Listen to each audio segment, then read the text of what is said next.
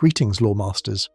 Tonight our chronicle covers a darker corner of the arcane arts, a subject that hums with forbidden energy and the quiet, desperate whispers of the trapped. We are delving into the crystalline prisons known as soul gems, and the myriad, often terrifying ways they fuel the economy, magic, and machinery of Tamriel. Imagine, if you will, the weight of a grand soul gem in your palm. It is cold, smooth as river glass, yet it vibrates against your skin like a captured heartbeat. Inside, a swirling mist of violet and indigo turns endlessly, a consciousness stripped of its body waiting to be consumed. It is a beautiful object, arguably one of the most mesmerizing in all of Skyrim, but it is also a cage. And you, the wielder, are the warden holding the key to its oblivion.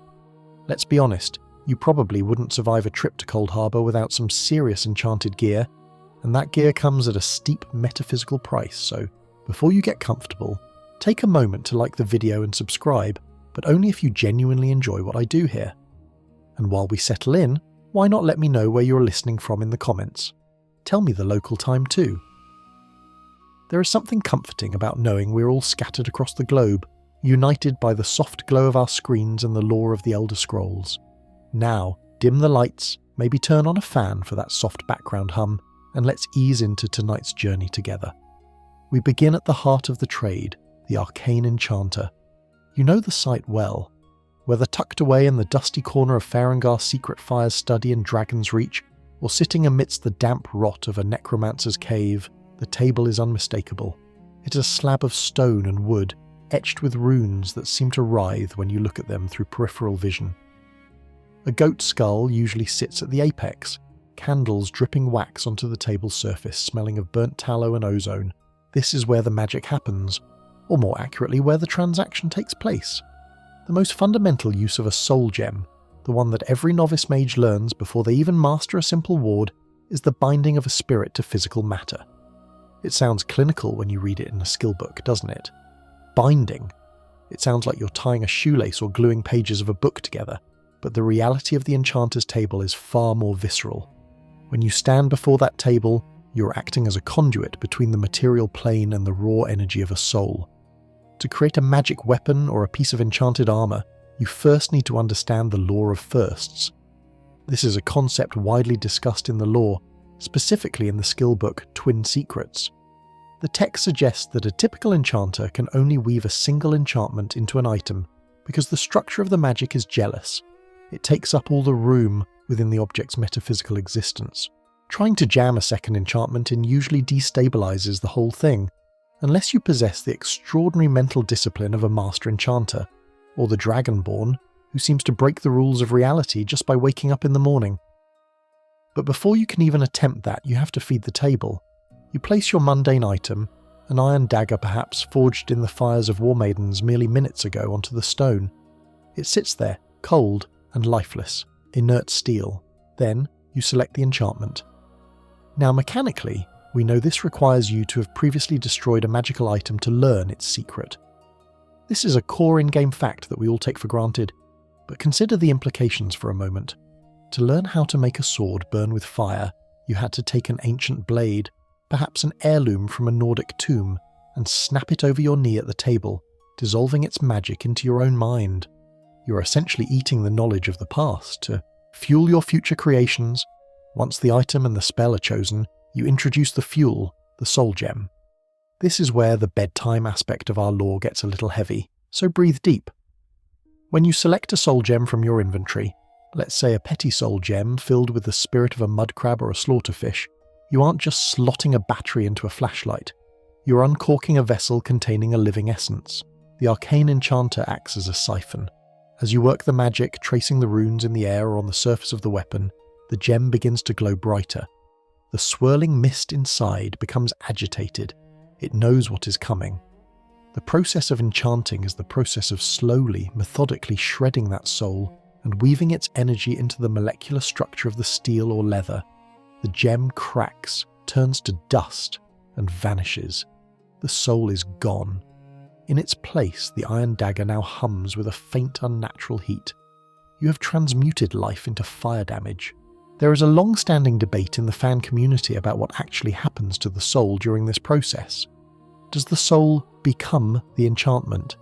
Is the spirit of that wolf you killed now trapped eternally inside your boots of sneaking, conscious and aware, forced to aid your stealth? Or is the soul simply burned as fuel, annihilated completely to power the initial binding spell, leaving the enchantment to run on its own, like a clock wound up by a burst of energy? Most scholars in Tamriel lean toward the latter, the fuel theory.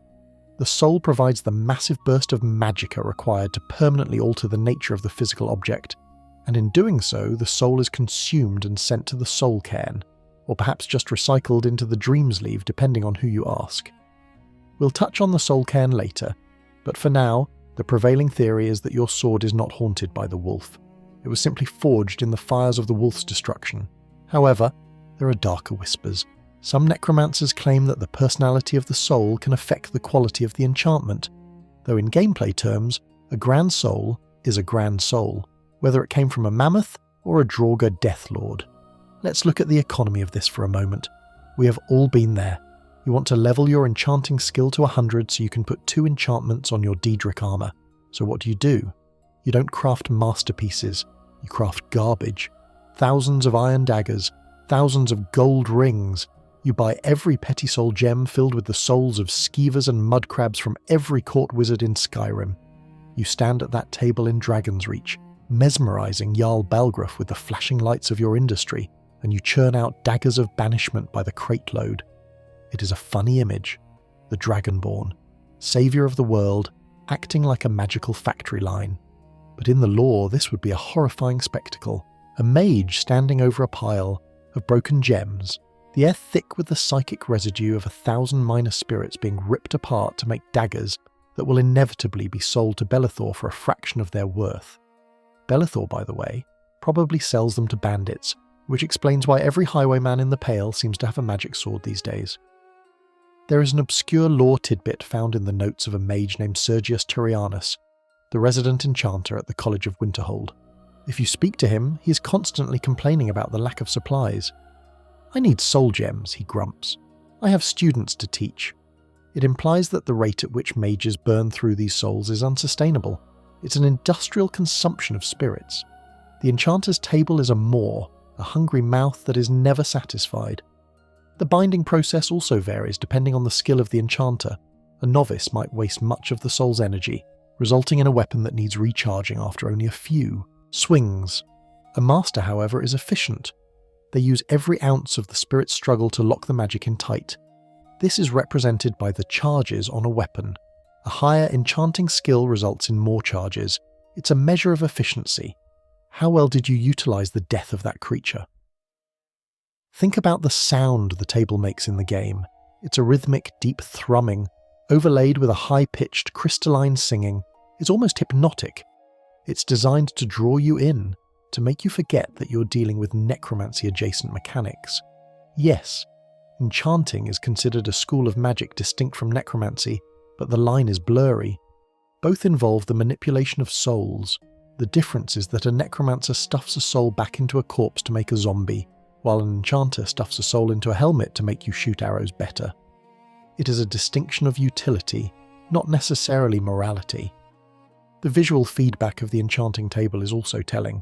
When the item is created, there is a flash of light.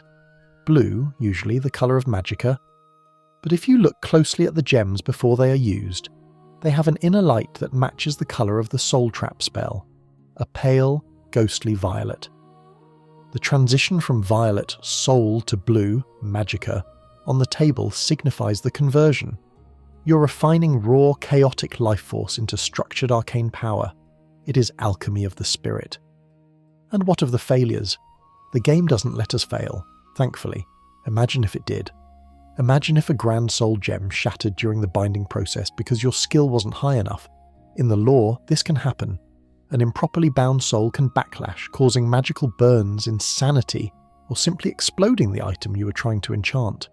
The Enchanter's Primer warns of the dangers of handling high-yield souls without the proper mental fortitude. It's not just about knowing the words, it's about having the will to dominate the energy. So, the next time you approach an arcane enchanter, look at the skull on the table. It's a reminder. Death is the fuel for your power. Every glowing sword, every ring that improves your alchemy, every pair of boots that muffles your footsteps. They're all powered by the end of something else's existence. You're wearing a graveyard of minor spirits bound in gold and steel, keeping you safe from the dragons. And speaking of keeping things running, the creation of the item is only the beginning. As any seasoned adventurer knows, the magic in a sword doesn't last forever. The energy bleeds out with every strike, fading into the ether until the blade is nothing more than sharp metal again. To keep the magic alive, you have to feed it more. You have to top off the tank. And that brings us to the second use of soul gems, one that happens far away from the safety of the enchanter's table, often in the heat of battle, with blood on your hands and desperation in your eyes. There is a specific sound in the Elder Scrolls universe that every player knows by heart. It is the hollow, shattering crunch of a soul gem being consumed to recharge a weapon. It's a sound of immediate utility, a quick fix, like snapping a glow stick or cracking open a potion vial. But have you ever stopped to think about what you're actually doing in that moment? We are out in the field now, far from the polished stone of the arcane enchanter. We are knee-deep in a Draugr crypt, or shivering on a wind-blasted peak in the Reach, and your enchanted mace has gone dull. The fire has gone out. This is the second major use of soul gems, refueling the arcane. It is the act of topping off the magical reservoir of an item that has been depleted through use. Unlike the initial binding process, which is a delicate, calculated ritual at table, recharging is a rough, on-the-fly consumption of energy. It is the magical equivalent of pouring gasoline into a generator while it's still running. In gameplay terms, you open your menu, hover over your weapon, and press the wait button, which oddly enough is mapped to the recharge function, usually T on PC or a shoulder button on console. You select a gem, and poof, the little grey bar fills up with purple light. But let's translate this into the reality of Tamriel. Your sword, let's say the Blade of the Pale, which deals frost damage, works like a battery. Every time you strike an enemy, a small charge of magicka is released to create that frost effect. Over time, the enchantment matrix woven into the steel becomes dry. The structure is still there, the spell hasn't unraveled, but it lacks the power to manifest. It's a car with an empty tank. To fix this, you don't need a table. You just need a raw source of power and the will to force it into the blade. When you're in the heat of combat, perhaps fighting a troll that regenerates health faster than you can swing, realizing your fire enchantment has run dry, is a moment of pure panic. You fumble in your pack. Your fingers brush against the cold surface of a soul gem. Maybe it's a common soul gem, holding the spirit of a cave bear you killed 3 days ago near Ivarstead. You pull it out. In the lore, recharging is likely a somatic action. You hold the gem against the hilt or the blade of the weapon. You focus your intent. You essentially squeeze the gem, metaphysically speaking, until it breaks. The energy inside, that swirling trapped bear spirit, rushes out looking for a place to go. Because the weapon is thirsty, devoid of charge, it acts as a vacuum. The spirit is sucked into the enchantment matrix, revitalizing the spell. The gem itself, now empty and structurally compromised by the violent extraction, crumbles to dust in your hand. There is a ruthlessness to this mechanic. You aren't crafting, you are burning fuel. And unlike Enchanting, where you carefully match the size of the soul to the power of the new, enchantment recharging is often wasteful. Have you ever used a Grand Soul gem to recharge a dagger that was only missing 10% of its charge?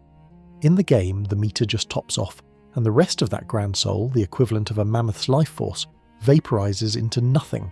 It is the ultimate display of opulence and carelessness. A mage who burns a Grand Soul to fix a minor depletion is like someone lighting a cigar with a 100 septim note. The game mechanics here offer a core in-game fact that shapes how we play. The size of the soul determines the amount of charge restored. A petty soul gives you a tiny bump. A Grand Soul fills the bar almost completely for most weapons. This creates a hierarchy of batterers in your inventory. You start hoarding the small gems for top-ups and saving the big ones for when you're completely drained. It turns the souls of living creatures into literal ammunition clips. I have 3 wolf souls and a bandit soul left, you think. I can take this dungeon. This brings us to a fan debate regarding the efficiency of recharging. Many players argue that the Soul Siphon perk in the Enchanting tree is the most lore-friendly way to maintain weapons. This perk allows your weapon to recharge itself slightly whenever you kill a creature, effectively drinking a sip of the victim's soul directly. bypassing the gem entirely. It suggests that weapons can become parasitic, feeding on the death they cause to sustain their own magic. Without that perk, however, you are reliant on the gems. But consider the sensation of the weapon itself. Does the sword feel different after being recharged? The lore implies that enchanted items have a hum or a warmth. When depleted, they go cold and silent.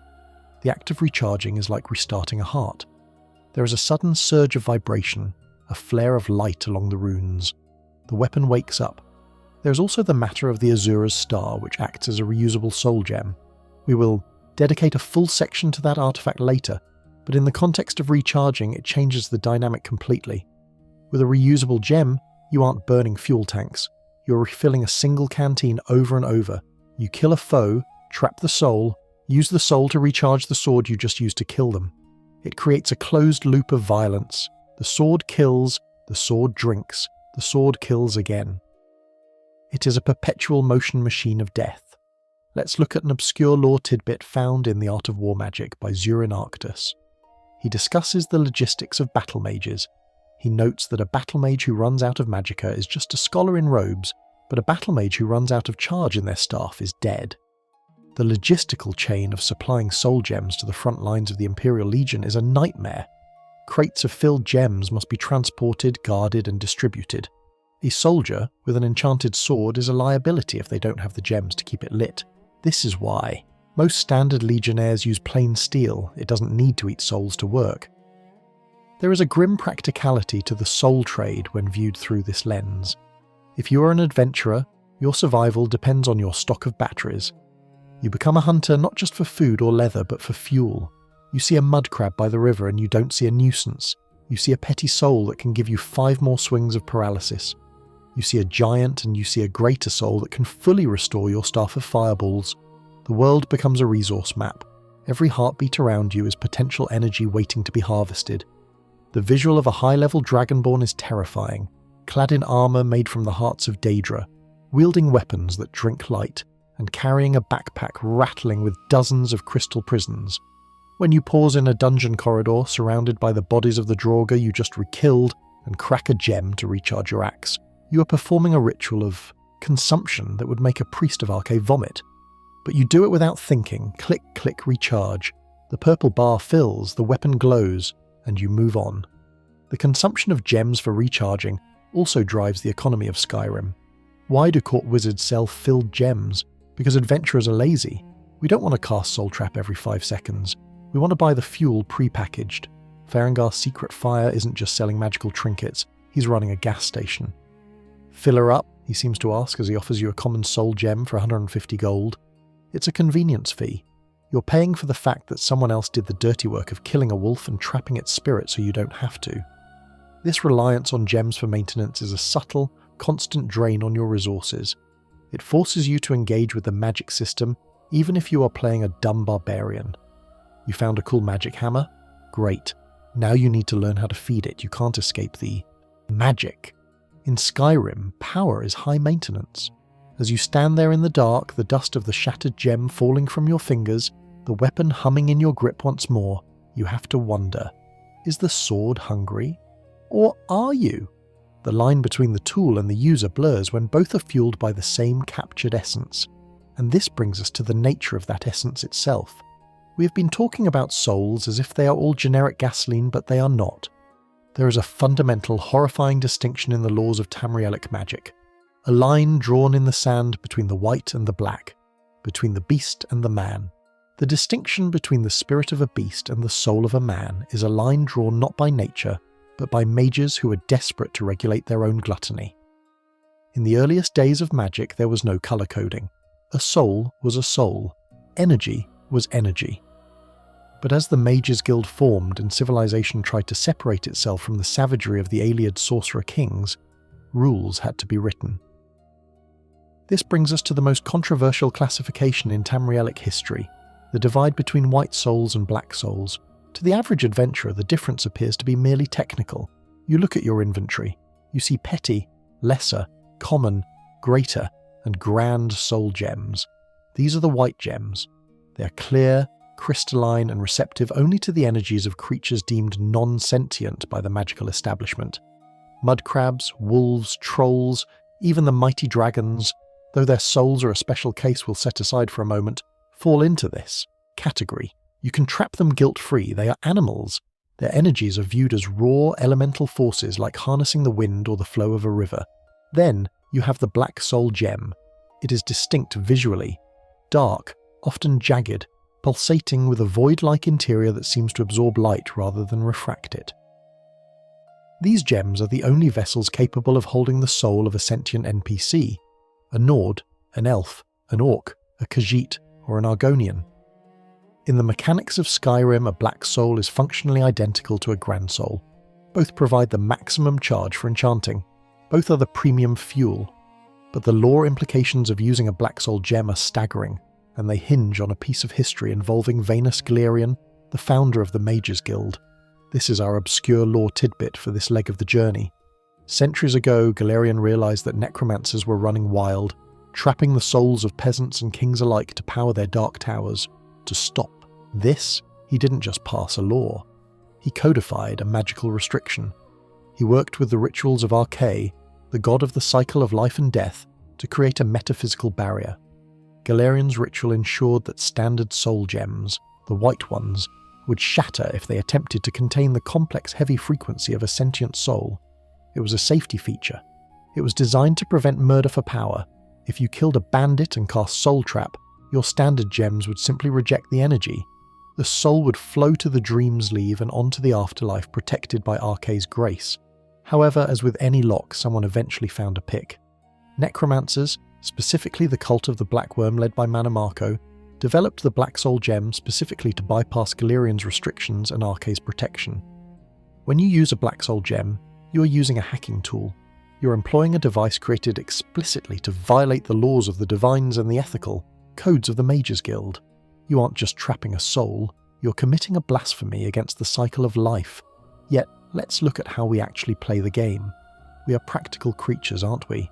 Finding a mammoth to kill for a grand soul is a chore. Mammoths have massive health pools, they are guarded by giants who can launch you into the stratosphere, and they are generally peaceful unless provoked.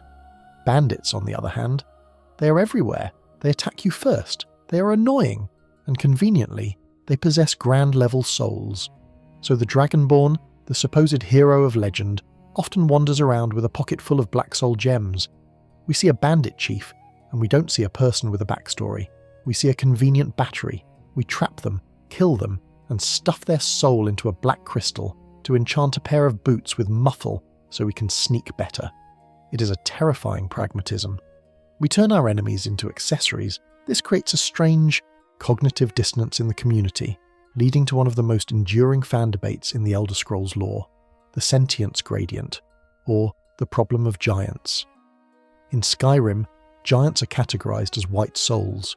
You can trap a giant in a greater soul gem, or grand, depending on the level.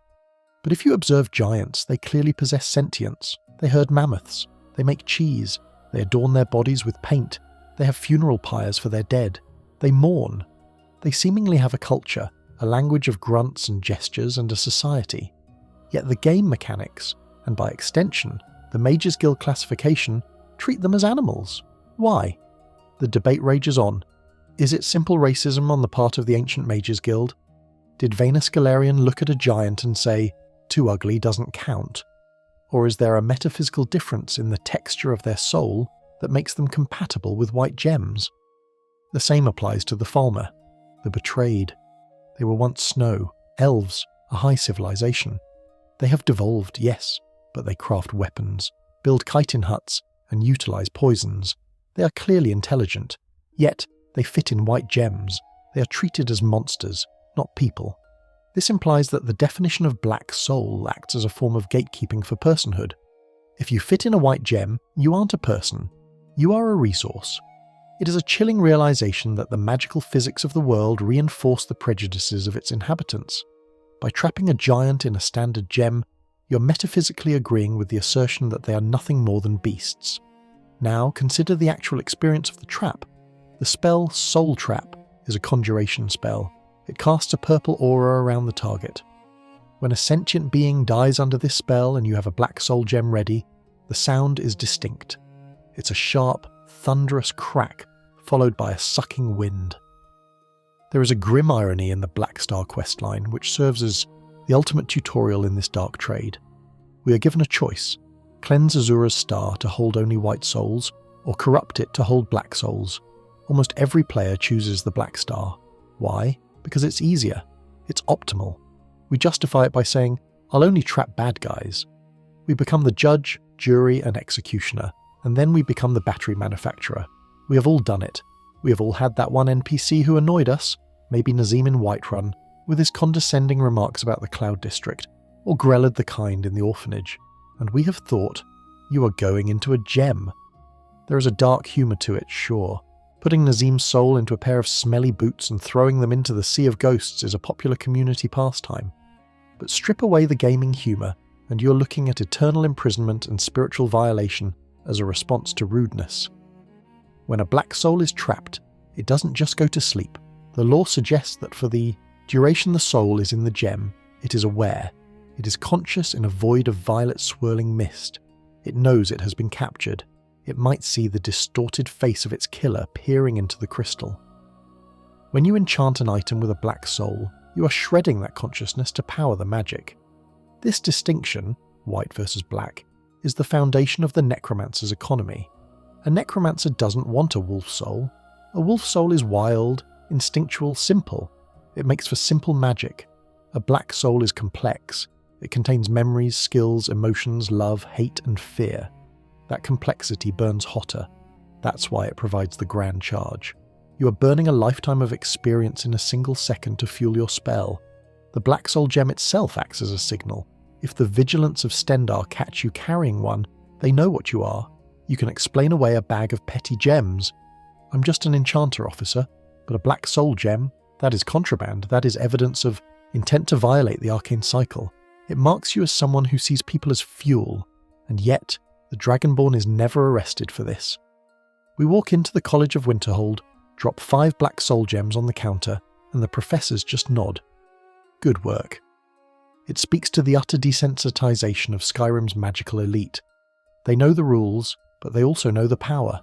And when dragons are burning down the world, nobody asks where the batteries came from. But there is another layer to this trade, a transaction that goes beyond the enchanter's table. When you trap a soul, especially a black soul, you aren't just keeping it for yourself. Sometimes you're sending it somewhere else. There are entities that hunger for these specific high-yield souls, entities that don't live in Nirn, but in a plane of existence constructed entirely of suffering and commerce. We have established that souls are fuel, and we have established that black souls are the premium vintage. Now we must ask, who else is buying? Because when you deal in souls, you're inadvertently participating in a marketplace that spans dimensions. You're a supplier for the ideal masters, and they are always hiring. The separation of white and black souls is ultimately a separation of destination. White souls, when used, are generally believed to recycle into the natural energies of Mundus. But black souls, when they are used, or when they are traded, they leave a stain. They draw the attention of the void, and that void has a name, a geography, and a currency. If you have ever played the Dawnguard expansion, you know the feeling of stepping through the portal in Valerica's study. The air grows cold, the colours of the world drain away into a monochrome nightmare of purple and grey, and the sky is dominated by a gaping, swirling vortex. This is the Soul Cairn. It is a plane of oblivion, but it is unique. It is not ruled by a Daedric prince like Molag Bal or Mehrunes Dagon. It is ruled by the ideal masters, and the ideal masters are businessmen. This brings us to the fourth, and perhaps most chilling use of soul gems, the ideal master's currency. In the vast economy of the Orbis, soul gems are not just batteries, they are coins, and the Soul Cairn is the bank where those coins are deposited. The lore tells us that the ideal masters were once mortals, powerful necromancers from the Merethic era who ascended to a form of pure consciousness. They craved immortality and power, and they found a way to achieve it by feeding on soul energy. They created the Soul Cairn as a massive harvesting facility. To keep their realm stocked, they strike deals with necromancers on Nirn. The terms are simple. You send us souls, and we give you power. When you use a black soul gem in a specific way, Or when a necromancer pledges a soul to the masters, the soul inside the gem is not destroyed or recycled, it is transported. The gem acts as a shipping container. The moment the transaction is complete, whether it's a ritual to summon an undead army or a bargain for personal immortality, the soul is ripped from Mundus and deposited into the Soul Cairn. Think about the implications of this. When you walk through the Soul Cairn, you see them. The Mist Men, the Wrath Men, the sad, wandering spirits who look at you with hollow eyes and say things like, "I don't know how I got here. I was just walking near Falkreath." These aren't all ancient heroes or legendary villains. Many are just regular people who had the misfortune of being soul-trapped by a warlock who needed to pay his rent to the ideal masters. There is a core in-game fact that drives this home. In the Soul Cairn you can find soul fissures. These are cracks in the ground that hiss with energy. If you activate them, you can fill a soul gem in your inventory. It's a reverse transaction. The realm itself is so saturated with soul energy that you can scoop it up like water from a lake. But notice the trade-off. To get into the Soul Cairn as a living mortal, you have to be partially soul-trapped yourself, unless you are a vampire. You have to pay an entry fee. A piece of your own soul is locked away in a gem to grant you passage. You become part of the inventory. The ideal masters communicate through giant floating crystals that drain your health if you get too close. They don't have faces. They don't have voices, really. They have hunger. They view souls purely as currency. A black soul is a high-value banknote. A white soul is loose change. They prefer the black souls because the suffering, the complexity, and the sentience provide more sustenance. This leads to a fascinating fan theory regarding the enchanting mechanic we discussed earlier. Some players believe that every time you use a black soul gem to enchant an item, you are unwittingly sending the husk of that soul to the Soul Cairn. The energy powers your sword, but the consciousness, the self, is discarded into the cairn like trash. This would explain why the cairn is so full of confused spirits. They are the byproducts of our crafting sessions. If this theory holds, the Dragonborn is the single greatest supplier of slaves to the ideal masters in history.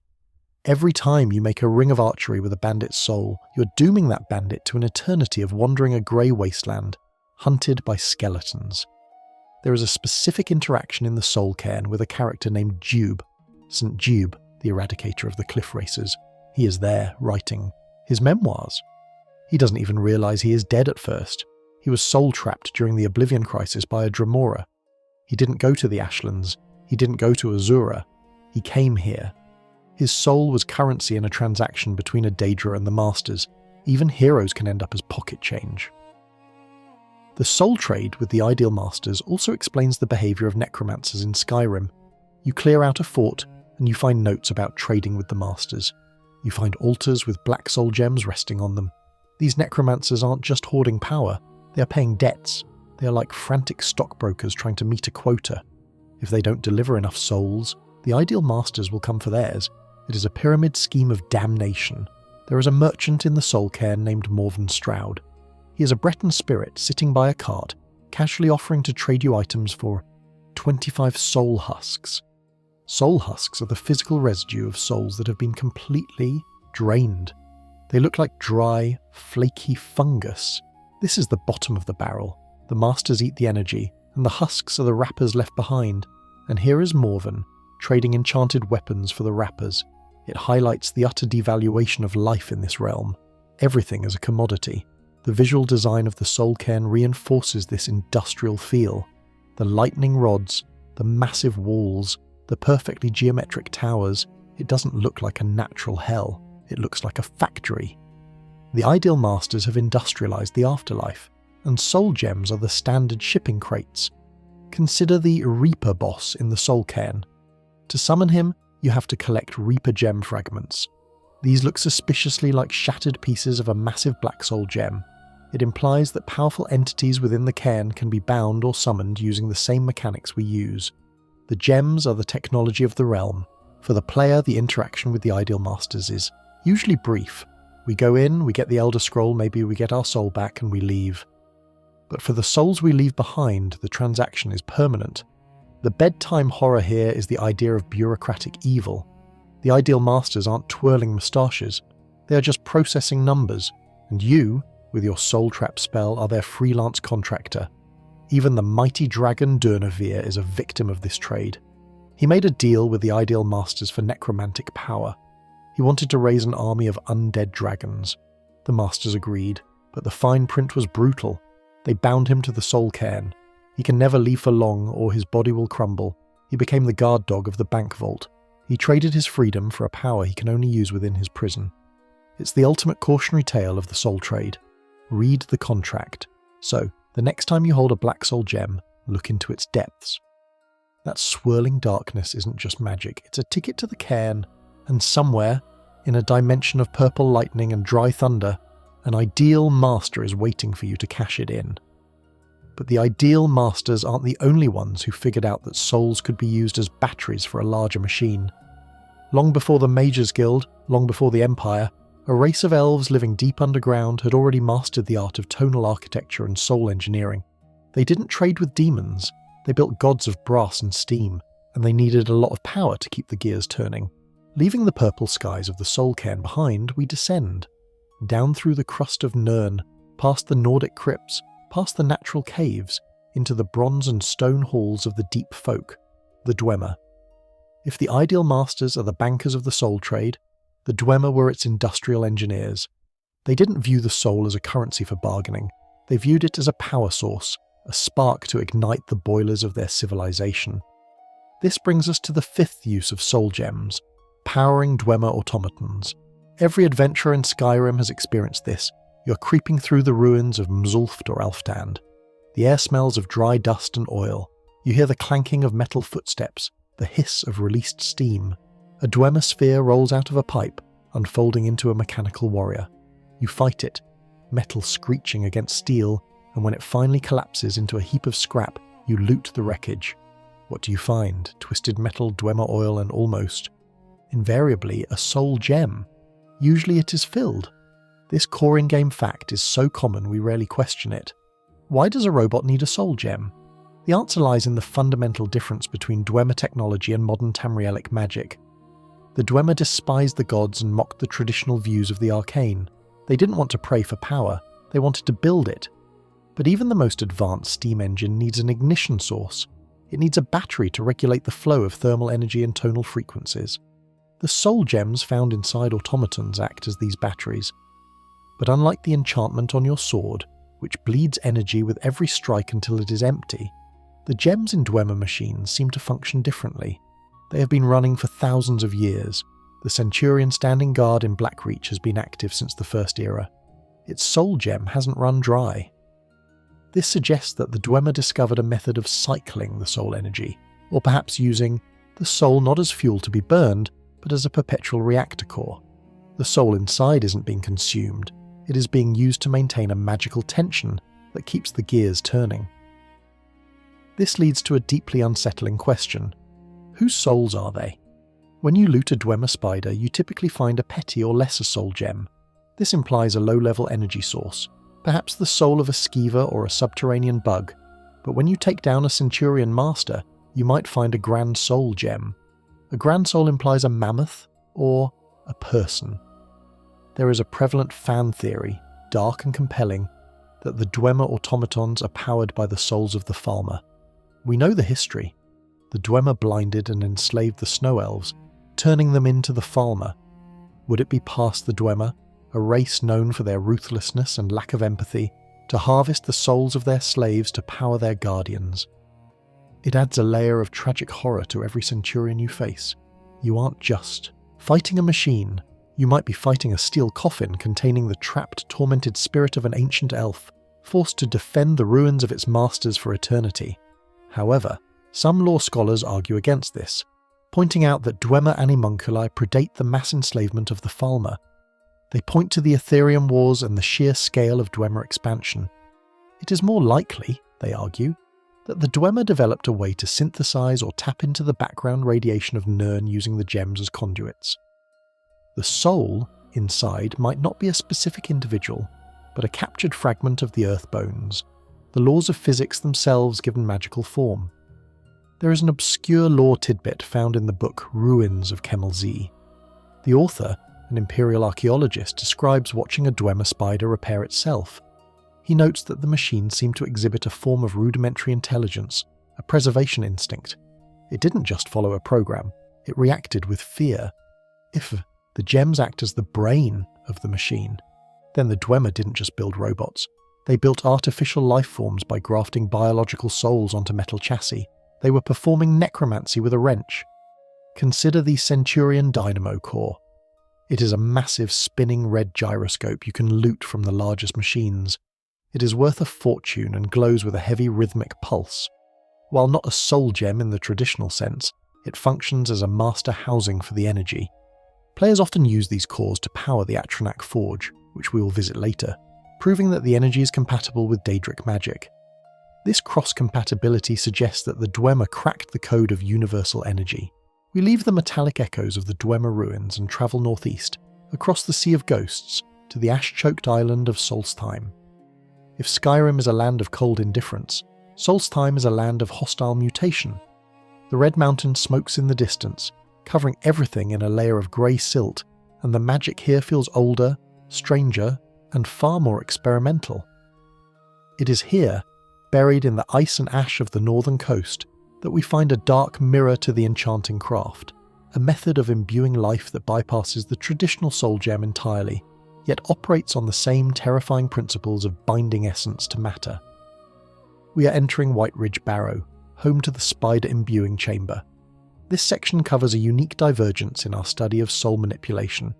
Throughout the script so far, we have looked at the dry necromancy of crystals and cold stones. But in White Ridge Barrow, we encounter wet necromancy, biology, fleshy pods and throbbing veins. The spider imbuing chamber is not a clean altar like the arcane enchanter, it is a vat. It is a piece of industrial bioengineering machinery that looks like it belongs in a mad scientist's laboratory, rather than a high fantasy dungeon. The lore behind this chamber is personal and tragic. It involves two Dunmer wizards, Servos Renders and his sister Merila. They came to Solstheim seeking knowledge, specifically researching the strange pale spiders that infest the island's barrows. These are the albino spiders.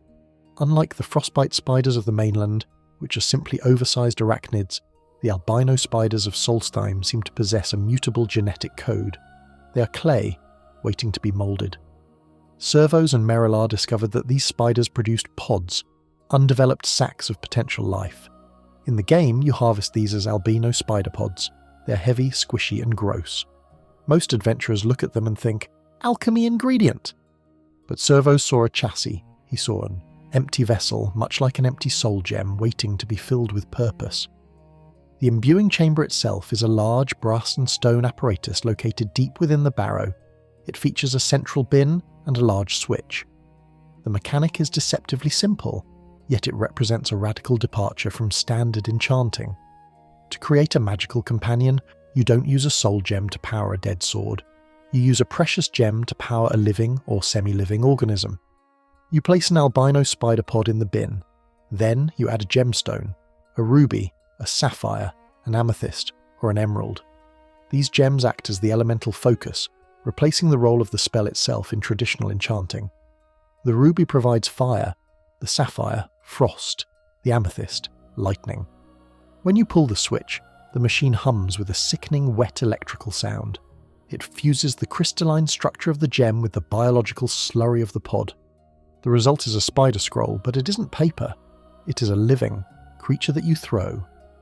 Consider the implications of this spider scroll. In standard enchanting, you trap a soul in a gem and shove it into a sword. The soul screams silently forever, or until the charge runs out. Here, you are birthing a creature whose entire existence is defined by a single, suicidal purpose. You create a flame-cloaked spider. It skitters out of your hand, glows with the intensity of a fireball, attacks your enemies, and then it expires. It is a disposable life form. The horror of the imbuing chamber is how it treats biology as ammunition. In Skyrim, we are used to arrows and bolts. We are used to charges on a staff. But tossing a living spider that explodes on impact? That is a level of utilitarian cruelty that even the Telvanni wizards might find distasteful, or perhaps inspiring. The core in-game fact here is the recipe system. It is one of the few crafting systems in the game that doesn't tell you the recipes. You have to experiment.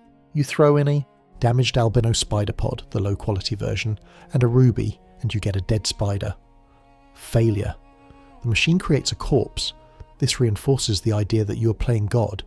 If you don't get the mixture right, you don't just fail to craft an item, you commit a birth defect. But when you get it right, the results are terrifyingly effective. A jumping flame spider doesn't just bite, it leaps at the enemy and detonates. A poison-cloaked spider surrounds itself with toxic gas. These aren't just animals, they are smart bombs with legs.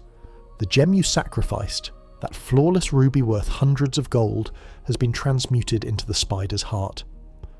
There is a specific variant that deserves special mention in our bedtime horror hour, the mind control spider. To craft this, you need soul gems. Wait, let's correct that. The recipe for the mind control spider is arguably the most sinister, but it actually uses soul gem shards in some modded interpretations, but in the vanilla game, it technically requires... Let's look at the book. It requires a specific combination of gems and pods, but the function acts exactly like a soul gem overwrite. When you throw a mind control spider, it doesn't explode. It latches onto the face of a bandit, it digs its legs in, and suddenly that bandit fights for you. This is a biological usurpation of the soul. The spider hijacks the nervous system. For those 30 seconds, the bandit is a prisoner in their own body, puppeted by an arachnid you cooked up in a brass microwave 5 minutes ago. It is a grotesque parody of the illusion spell Mayhem, or Fury, but made physical, made visceral. The tragedy of servos and Merelar renders serves as the cautionary tale for this technology. As you explore the barrow, you find their journals. Servos was the cautious academic trying to understand the spiders. Merelar was the one who got too close. The vapours from the machine, the constant exposure to the imbuing process, it twisted her. She began to see the spiders not as tools, but as her children, her army.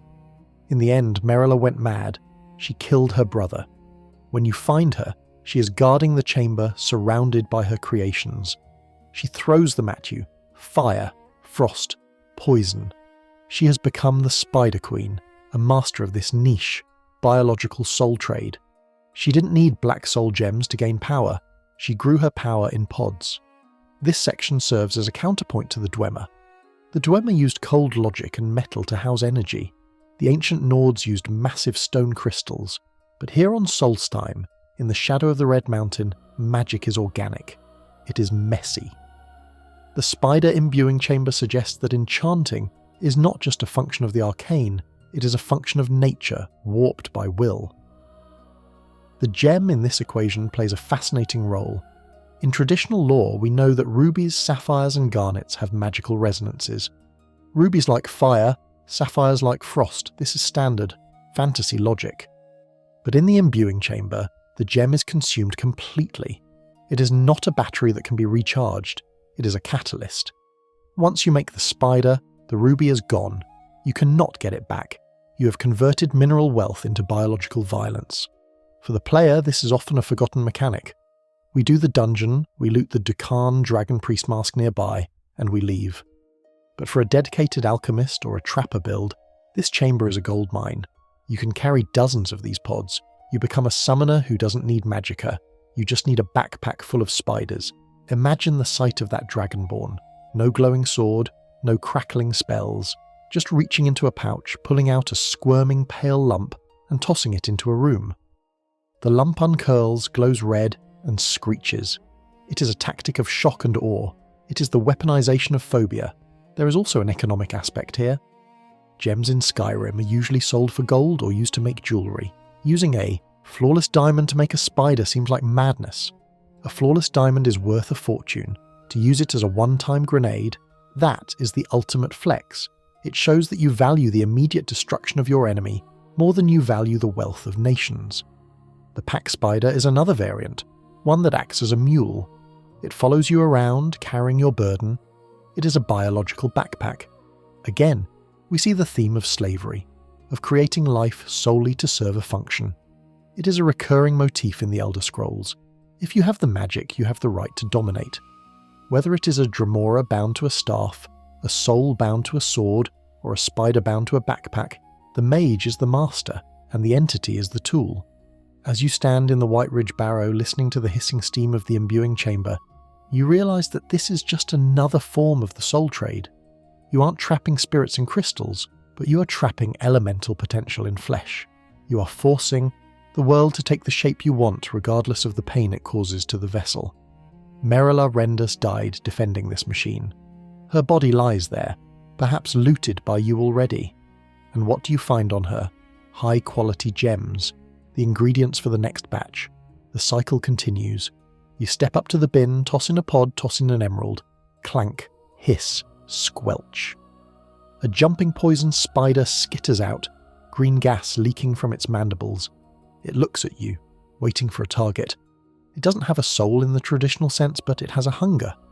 And right now, that's enough. But if throwing spiders feels too biological for your tastes, if you prefer your summoning to be a bit more fire and brimstone, then we need to head back to the mainland.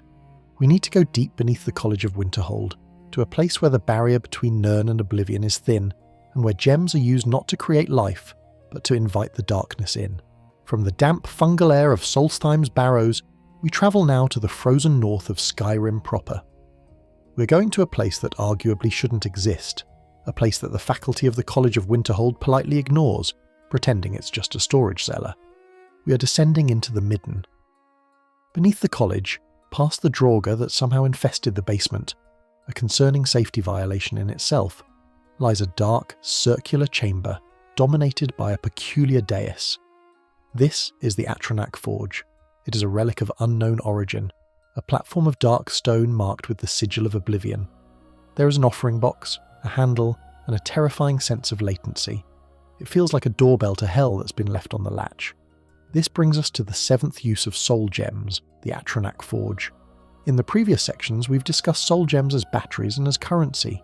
Here, in the dark beneath the ice, a soul gem functions as a key. It is the metaphysical weight required to punch a hole through the fabric of reality and drag something, or someone, kicking and screaming into our world. The mechanics of the Atronach Forge are a puzzle to the uninitiated. There is no menu, no crafting interface pops up to tell you what you need. You have to rely on scraps of paper found on tables, or the frantic scribblings of dead students who experimented before you. The core in-game fact is simple. You place specific items in the offering box, pull the lever, and the forge consumes them, replacing them with a summoned entity or object. But let's look at the ingredients. Most recipes require salts. Fire salts, frost salts, void salts. These are the elemental attunements, but the more powerful recipes, the ones that grant you equipment rather than just temporary allies, almost always require a soul gem. And not just any gem. They demand a filled gem, vibrating with the trapped essence of a creature. Why? Because Oblivion is not a vending machine. It is a realm of will and exchange. To bring a piece of Daedric armour from the lands of Mehrunes Dagon into the Midden, you cannot just ask nicely. You need to offer a trade. The soul gem acts as the anchor. You're essentially telling the void, I give you this soul, you give me that helmet. It is the law of equivalent exchange, practiced in a dank basement by a mage who is likely too low level to craft the armour legitimately. The most famous recipe, and the one that every power gamer knows by heart, is the ritual to create Daedric armour. You need a Daedra heart, an ebony ingot, void salts, and a greater or grand soul gem filled. You also need the Sigil stone, a master level artifact we will touch on in a moment. You put these items in the box, you pull the lever. The lights in the room flicker, the air pressure drops. There is a sound like tearing canvas, the sound of reality ripping open, and then, with a flash of red light, the items in the box vanish. In their place sits a Daedric warhammer or a cuirass steaming with the heat of the Deadlands. Notice what happened to the soul gem. It wasn't drained like in Enchanting. It wasn't shattered like in Recharging. It was taken. It vanished entirely. It was the payment sent through the portal. Somewhere in the vast, chaotic oceans of Oblivion, a Dremora or a lesser Daedra just received a delivery. You sent a care package of a mammoth soul, and in return they sent you a piece of war gear. This leads to a fascinating bit of community speculation regarding the randomness of the forge. When you create a piece of enchanted Daedric armour at the forge, the enchantment is random. You might get Fortify Health, or you might get Resist Fire. You don't get to choose. This implies that you aren't manufacturing the armor, you're looting it. You're using the forge to blindly reach into the armory of a Dwemer citadel and grab the first thing your hand touches. The soul gem is the bribe that distracts the guard while you steal the goods. The risk involved here is palpable. If you use the forge without the sigil stone to bind the transaction, you don't get an item, you get an enemy. You pull the lever and an unbound Dwemer manifests. He is not happy. He screams, "I smell the weak," and immediately attacks you. This reinforces the idea that the forge is a doorway. If you don't lock the door properly, using the sigil stone, the things on the other side can just walk through and punch you in the face. The soul gem in that failed recipe was likely just an appetizer for the Dwemer before he turned his attention to you. Let's discuss that sigil stone for a moment. This is a callback to the Oblivion Crisis. These stones were used to keep the Oblivion gates open. In Skyrim, there is only one available, and you have to earn it by mastering conjuration and proving yourself to Finis Jester. The fact that the college allows you to possess a sigil stone, an item capable of causing a planetary invasion, is a testament to their negligence. But it is essential for the high-end soul trade at the forge. The stone acts as the filter, the focus that turns a raw tear in reality into a precise teleportation beam. There is a recipe for the Staff of the Storm Atronach. It requires a broom, yes, a broom, and void salts, a greater soul gem, and an orichalcum ingot. This recipe is a fan favourite because of its absurdity. It implies that the Atronach is not just summoned, it is bound to the mundane object. You are taking a household cleaning tool, stuffing a soul into it to give it magical weight, and then wrapping it in the essence of the storm. The result is a staff that looks like a metal rod, but deep down it's just a broom that learned how to shoot lightning. It's a wonderful example of sympathetic magic, using a broom to sweep your enemies away.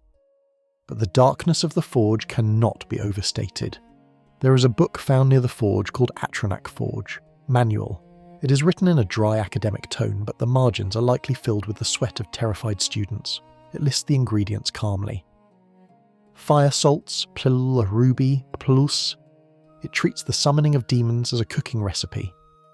One obscure lore tidbit that often goes unnoticed is the Soul Trap Rune recipe. You can create a spell tome for a Soul Trap Rune using the forge. This creates a closed loop. You use a soul gem to buy the knowledge of how to trap more souls. The forge encourages you to become a predator. It gives you the tools to hunt so you can bring more offerings back to the box. The atmosphere of the midden adds to the forbidden nature of this use. You are alone. The wind howls through the cracks in the cliffside. The only light comes from the glowing mushrooms and the forge itself. It feels illicit.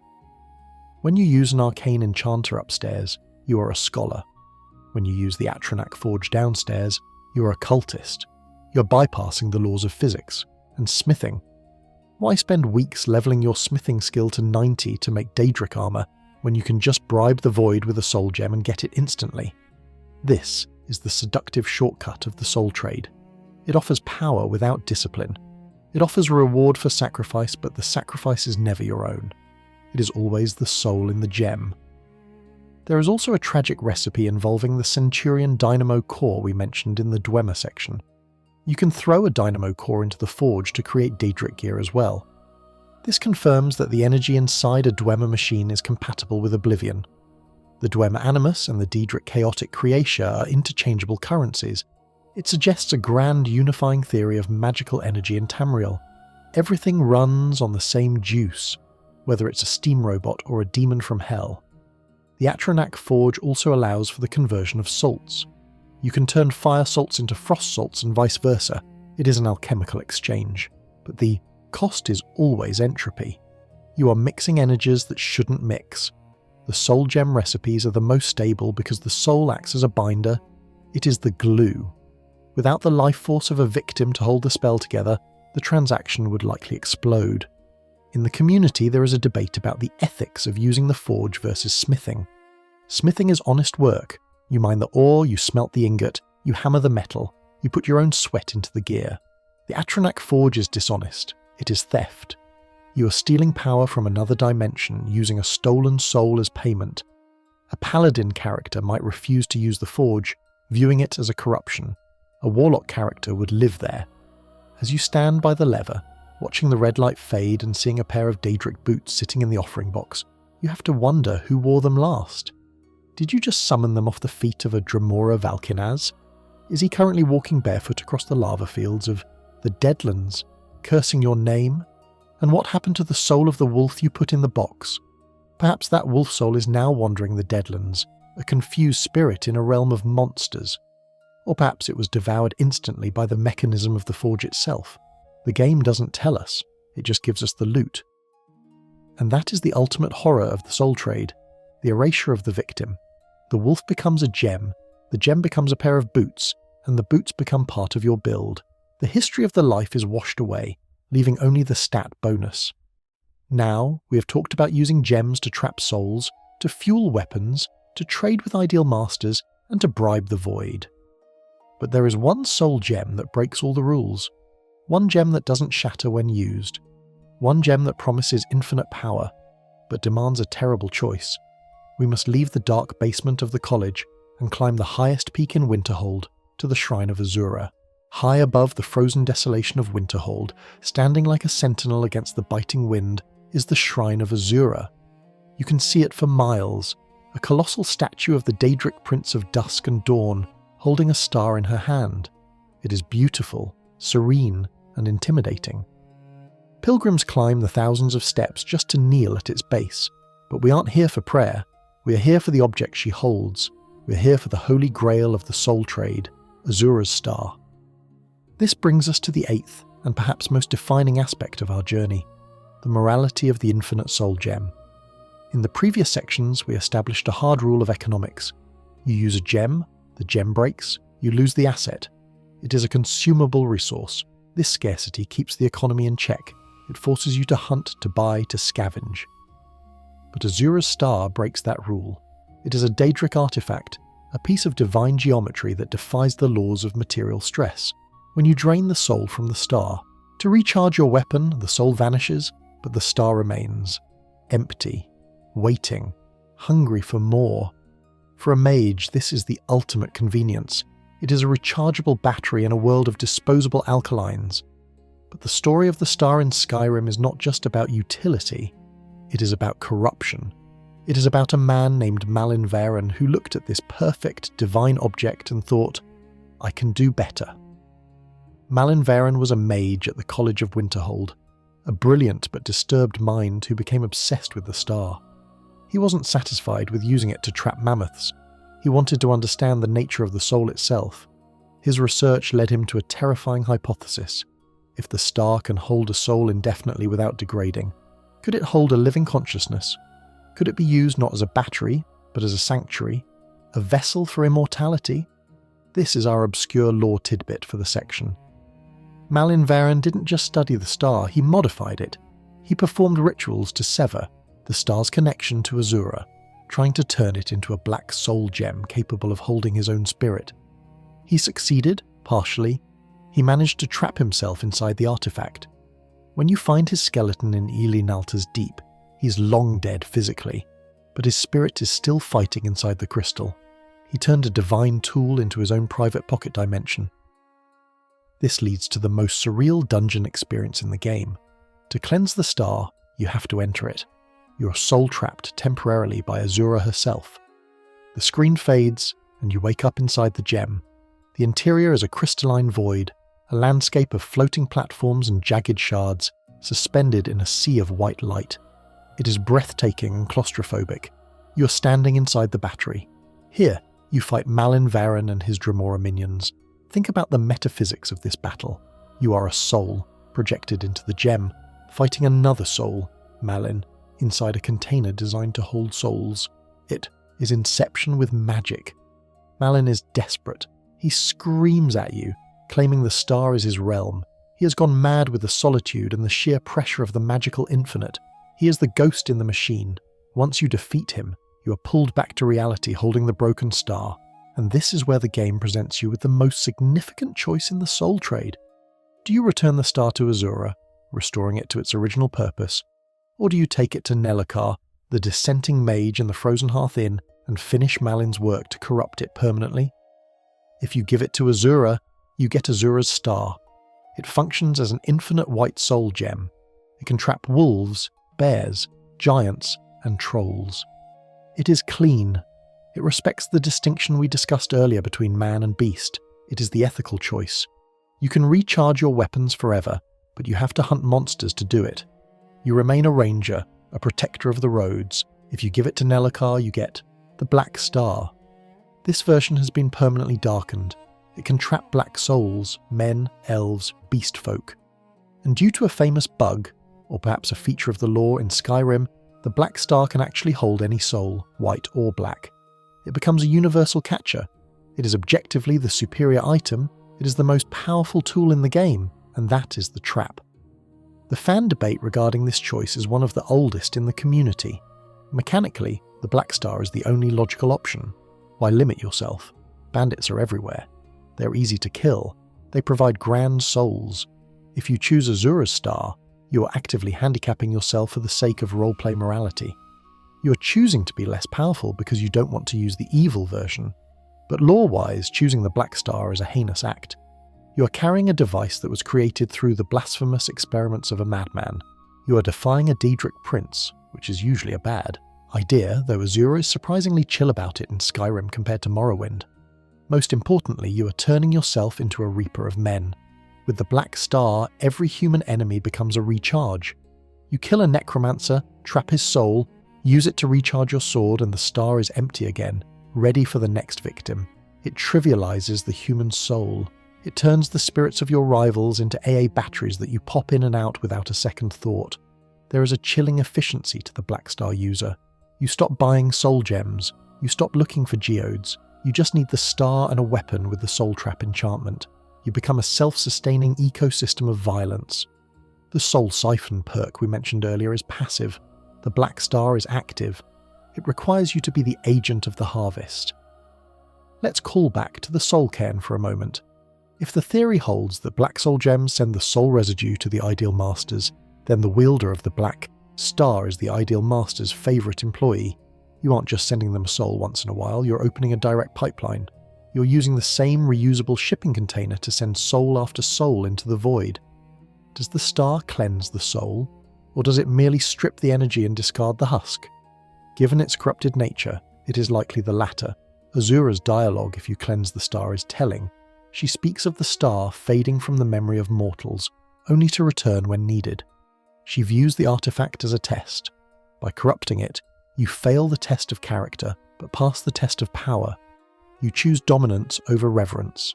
The visual difference between the items is subtle, but significant. Azura's star is bright, radiant, holy. The Black Star is dark, with a sinister, oily sheen. When you open your inventory and see the Black Star, it sits there like a stain among your potions and cheese wheels. It is a constant reminder of your compromise. For the pure mage, the Black Star is almost mandatory. Enchanting gear requires grand souls for the best stats. Finding grand souls in the wild, mammoths, is tedious. Finding grand souls in cities, guards, citizens, is easy. The Black Star encourages you to view civilization as a resource node. Even the process of acquiring it involves betrayal. You betray Azura, one of the few Daedric princes who generally doesn't want to eat your face. You side with Nelacar, a mage who was exiled for his dangerous ideas. You are aligning yourself with the fringes of magical society. But let's be honest, 99% of us choose the Black Star. We justify it. I'll only trap bandits, we say. They attacked me first. We become the arbiter of justice, deciding that a bandit's soul is forfeit. But what if you make a mistake? What if you accidentally soul trap Nazim? Okay, that's not a mistake. That's a public service. But what if you trap a soldier fighting for his country? Or a desperate thief stealing bread? The star doesn't judge. It just eats. The existence of the star also raises questions about the soul trade economy. If everyone had a star, the market for soul gems would collapse. Court wizards would go out of business. The mining operations in Blackreach would cease. The scarcity of gems is what keeps the magical economy turning. The star is a disruption. It is a singularity of infinite value. There is a beautiful irony in the fact that the most coveted item for an enchanter is one that makes the trade of enchanting obsolete. You no longer need to trade. You are self-sufficient. You have become a god of your own supply chain. As you stand on the mountaintop holding the star in your hand, listening to Azura's voice fade on the wind, you realize the weight of what you possess. It is not just a tool. It is a prison that has held a madman and will now hold the thousands of enemies you will defeat in your lifetime. It is a bottomless pit in the shape of a star. And to fill that pit, you need more than just the gem. You need the method. You need the spell. You need the precision to snatch the soul at the exact moment of death. Because a gem, even an infinite one, is useless if you can't catch the ghost before it flies away. We have the container. Whether it is a humble petty soul gem or the corrupted infinite void of the black star, the vessel is ready. But a bucket is useless if you cannot catch the rain. Now, we must discuss the net. We must talk about the magic that actually rips the spirit from the mortal coil and stuffs it into the glass. This is the art of the Soul Trap. To the novice player, Soul Trap is just another spell in the conjuration school. It costs a bit of magicka, it glows purple, and it has a duration. But to the lore-minded observer, this spell is one of the most aggressive and metaphysically violent actions you can perform in Tamriel. Imagine the combat scenario. You're fighting a bandit chief. He is tough, armoured in steel plate, swinging a two-handed hammer. You're whittling him down. Suddenly you realise you need his soul to recharge your staff. You switch hands. You cast the spell. A sickly violet light washes over him. He doesn't take damage from it, but he is marked. For the next 60 seconds, he is tagged. That 60-second window is a time of pure anxiety for the caster. We have all been there.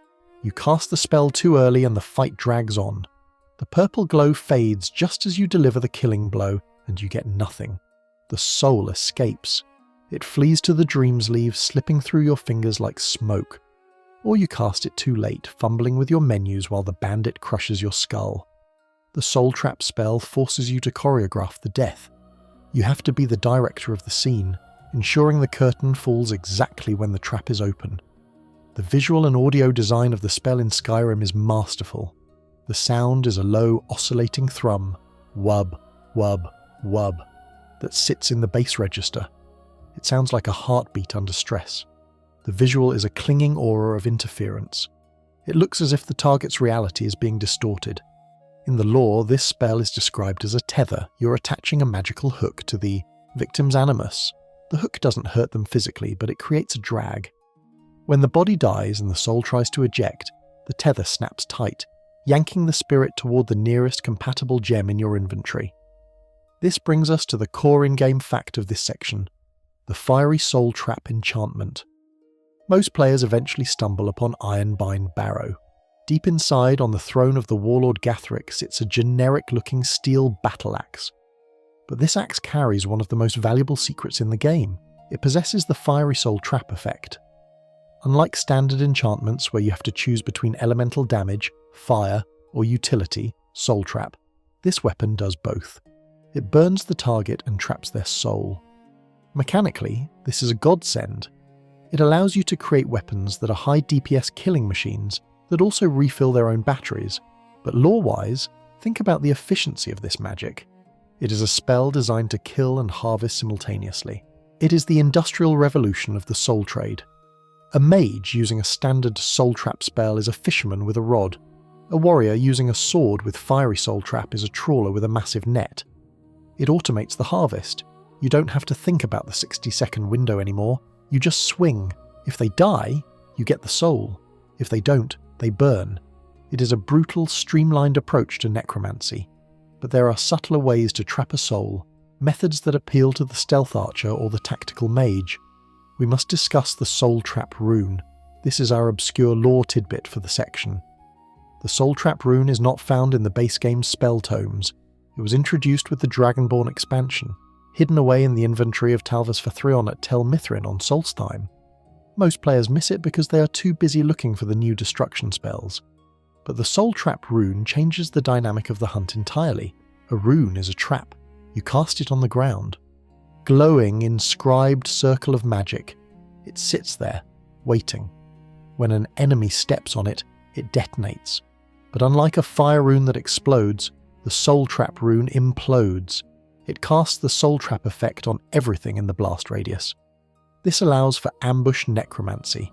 You can paint the floor of a corridor with these runes, lure a group of reavers into the hallway, and then slaughter them with fireballs. You catch the whole group at once. It turns the battlefield into a processing floor. It implies that soul trapping doesn't require a direct line of sight or a pointed finger. It can be laid like a landmine, a hazard of the environment. Then there is the bound weapon perk, Soul Stealer. In the conjuration tree, you can upgrade your summoned swords and bows to automatically cast Soul Trap on strike. This is arguably the purest form of the trade. You're summoning a weapon from Oblivion that is made of pure magicka, and that weapon itself is hungry. You aren't using a physical tool. You're wielding a piece of the void that drinks spirits on contact. It removes the need for physical enchanting entirely. You're a conduit, summoning a hungry ghost to eat other ghosts. A significant fan debate arises around the resistance of the soul. Why does the spell have a duration? Why can't we just permanently mark someone? Some lore scholars suggest that the soul fights back. The tether of the spell requires constant magicka to maintain. The soul is slippery. It wants to leave. It belongs to the arcane cycle. Holding on to it while the victim is still alive and fighting requires immense focus. The 60-second limit isn't just a game mechanic. It represents the maximum time a standard mage can hold that metaphysical tension before the knot slips. This resistance theory is supported by the fact that you cannot soul trap a dragon. You can cast the spell on them, and the purple glow appears, but when they die, you don't get a gem filled. You absorb the soul directly as Dragonborn. The dragon's soul is too immense, too divine to be caught in a standard net. It shatters the tether and goes straight to the only vessel strong enough to hold it, you. This reinforces the idea that Soul Trap is a specific frequency of magic, designed for lesser mortals and beasts, not for the shards of Akatosh. There is also the matter of the soul tomato. Wait, did I say tomato? We'll get to that in the next section, but the spell doesn't care about the vessel, it just looks for capacity. If you cast Soul Trap on a bunny, the spell scans your inventory. Do we have a petty gem? Yes, fill it.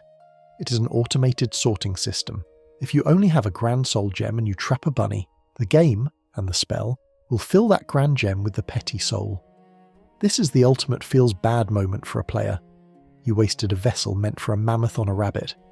In the lore, this would be a catastrophic waste of resources. It's like using a shipping container to transport a single apple. The spell is dumb. It grabs the soul and shoves it into the first available open door. It is up to the mage to manage the logistics. This is why seasoned enchanters carry a variety of gems. You need to match the cage to the beast. The visuals of the successful trap are also worth noting. When the target dies under the effect, there is a distinct animation. Lightning-like tendrils of energy rip out of the corpse and flow into the player. It's violent. It's not a gentle ascension. It looks like an extraction. The body goes limp, and the essence is forcibly torn away. Think about the victims for a moment. Do they feel the trap?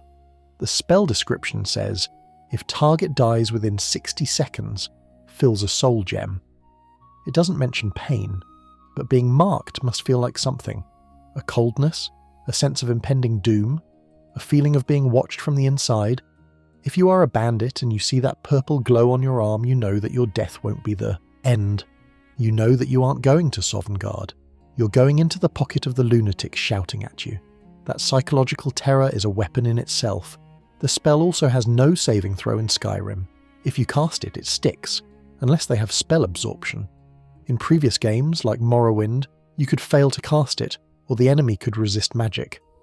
In Skyrim, the streamlining of magic has made soul trapping terrifyingly consistent. It has become industrialized. It is no longer a contest of wills, it is a point-and-click procedure. As you stand over the body of your latest catch, watching the purple lightning fade and hearing the clink of a filled gem in your bag, you have successfully performed the harvest. You have the fuel, you have the power, but what if you don't have a gem? What if you are a servant of the mad god Sheogorath? What if the laws of reality are a bit flexible? Sometimes the vessel isn't a crystal, sometimes it's a salad ingredient. We have waded through the heavy industrial gloom of Dwemer ruins, the bone-chilling cold of the Soul Cairn, and the moral abyss of the Black Star. It has been a serious journey, full of jagged crystals and jagged ethics. But now, the air shifts. The smell of ozone and rotting flesh is replaced by the faint, confusing scent of cheese and perhaps a hint of ozone-charged salad. We are stepping sideways into the realm of the mad god, Sheogorath, where the laws of the Soul Trade are not broken, but rather dipped in fondue and thrown out a window. We are talking about the 10th use of soul gems, or rather the mockery of them, the Soul Tomato. If you have installed the Saints and Seducers content, which, let's be honest, is practically canon now given its inclusion in the Anniversary Edition, you may have stumbled upon this item and assumed it was a glitch. It looks like a tomato. It sits in your inventory next to the carrots and the slaughterfish eggs. But it doesn't restore, on point of health. It holds a grand soul. This is the core in-game fact for this section. The Soul Tomato is functionally identical to a Grand Soul gem. It can trap the soul of a mammoth, a Draugr Deathlord, or, depending on your mod load order and alignment, a human. It can be used to enchant your armor or recharge your staff. When you use it, it makes the same shattering sound as a crystal, but visually, it is a plump red fruit pulsing with a soft purple inner light. The existence of the Soul Tomato is the ultimate punchline to the high-stakes drama of necromancy. Imagine the scene. You're a terrifying warlock clad in Daedric armor. You have just slain a mighty giant. You raise your hand to capture its essence. The purple lightning arcs from the giant's chest, swirling into your grasp and vanishes into a vegetable. This item encapsulates the essence of the Shivering Isles. In Sheogorath's realm, madness is the fundamental force of nature. Logic is flexible. If a crystal can hold a soul because it has a lattice structure, then why can't a tomato hold a soul if the mad god finds it funny? It mocks the rigid academic rules of the Mages Guild. You can imagine Sergius Turianus at the college tearing his hair out trying to explain the metaphysical properties of a nightshade fruit that acts like a geological mineral. The provenance of the Soul Tomato is tied to the root systems that connect Nirn to the Shivering Isles. In the Saints and Seducers questline, you delve into the sewers beneath Solitude, finding tunnels infested with the roots of madness. Here the barriers between worlds are thin. The flora of the Shivering Isles bleeds through. You find elytra nymphs, giant bugs that look like walking tents, and you find the golden saints and dark seducers. And amidst their loot, or sometimes growing in the strange glowing soil, you find the tomatoes. An obscure lore tidbit here involves the rootworm. In the Shivering Isles expansion for Oblivion, the rootworm was a utility creature, but the lore established that the very earth of the Isles is saturated with creatia, the raw stuff of chaos. Plants in the Shivering Isles aren't just biology, they are manifestations of the environment's whimsy. A Soul Tomato isn't a plant that evolved, it's a plant that decided to be a battery. It suggests that in the Shivering Isles, function follows humour. There is a delightful fan theory, or perhaps more of a community challenge, surrounding this item, the vegetarian necromancer. Players have debated whether it is more moral to trap souls in tomatoes than in gems. A gem is cold, hard, eternal. A tomato is organic, biodegradable. Does the soul rot? Does it decompose? Or is the tomato simply a biological shell for a crystalline seed? Some fans speculate that the Soul Tomato is Sheogorath's critique of the Ideal Masters. The Ideal Masters, as we discussed, are obsessed with commerce, crystals and rigid structures. They are the ultimate corporate entities of Oblivion. Sheogorath, being the agent of chaos, hates stasis. By turning a soul vessel into a perishable fruit, he's essentially graffitiing their business model. You want souls in indestructible diamonds? Fine, I'll put them in a salad garnish. Deal with it. From a gameplay perspective, finding a Soul Tomato is a rare treat. They aren't common. You can't mine them in Blackreach. You have to hunt the Saints and Seducers or get lucky with the root nodes. This scarcity makes them a collector's item. Most players, upon finding one, refuse to use it. They put it in a display case in their Hearthfire home. Here is the Sword of Harkon, here is the Skull of Corruption, and here is the Tomato of Souls. It becomes a conversation piece, but consider the practical horror of using it. You are at the arcane enchanter. You place your iron dagger on the table. You place the Soul Tomato on the pedestal. You begin the chant, the tomato implodes. The juice is it juice? Or is it liquid ectoplasm? Splashes across the runic circle. The dagger glows. You have just forged a weapon of war using a magical fruit. The absurdity softens the edge of the necromancy, but the act is the same. You still shredded a soul. You just did it with a sense of humour. There is also the summonable merchant aspect of the Shivering Isles lore. If you have the Saints and Seducers content, you can summon a Dwemer merchant, a callback to the black market power. He trades in the goods of the Isles. While he doesn't explicitly sell soul tomatoes in bulk, his presence reinforces that the economy of madness is leaking into Skyrim. He buys your junk and sells you Daedric scraps. He represents the casual nature of these transactions. To a Dwemer, a soul in a gem and a soul in a tomato are likely the same thing. Container is container, he might say. The soul tomato also inadvertently solves a carry weight debate. In survival mode, every ounce counts. Gems are light 0.1 to 0.5 weight. A tomato is also light, but if you are role-playing a character who refuses to touch unnatural minerals, the tomato offers a druidic path to enchanting. You aren't using the tools of the sorcerer, you're using the bounty of nature, twisted, insane nature, but nature nonetheless. Visually, the item is distinct from the soul husk we saw in the Soul Cairn. The husk is dry, dead, flaky. The tomato is vibrant, red, alive. It pulses. It looks like a heart. And perhaps that is the darker metaphor Sheogorath intended. A soul gem is a coffin, but a soul tomato looks like an organ. It reminds you that the thing inside was once alive. It brings a fleshy reality back to the abstract concept of soul trap. And let's not forget the other madness items that often accompany this trade. Amber and madness ore. To forge madness armor, you need the ore, but to enchant it, wouldn't it be fitting to use the tomato? There is a synergy of aesthetics, wearing armor made from the solidified screams of a mad god, enchanted by the soul of a giant trapped in a fruit. It is the ultimate chaotic neutral build. As you stand in your kitchen in Breeze Home, looking at the soul tomato sitting on the table next to a loaf of bread, you have to wonder, if you accidentally ate it, would you absorb the dragon soul equivalent of a mammoth? Or would you just get severe indigestion and a voice in your head whispering about cheese?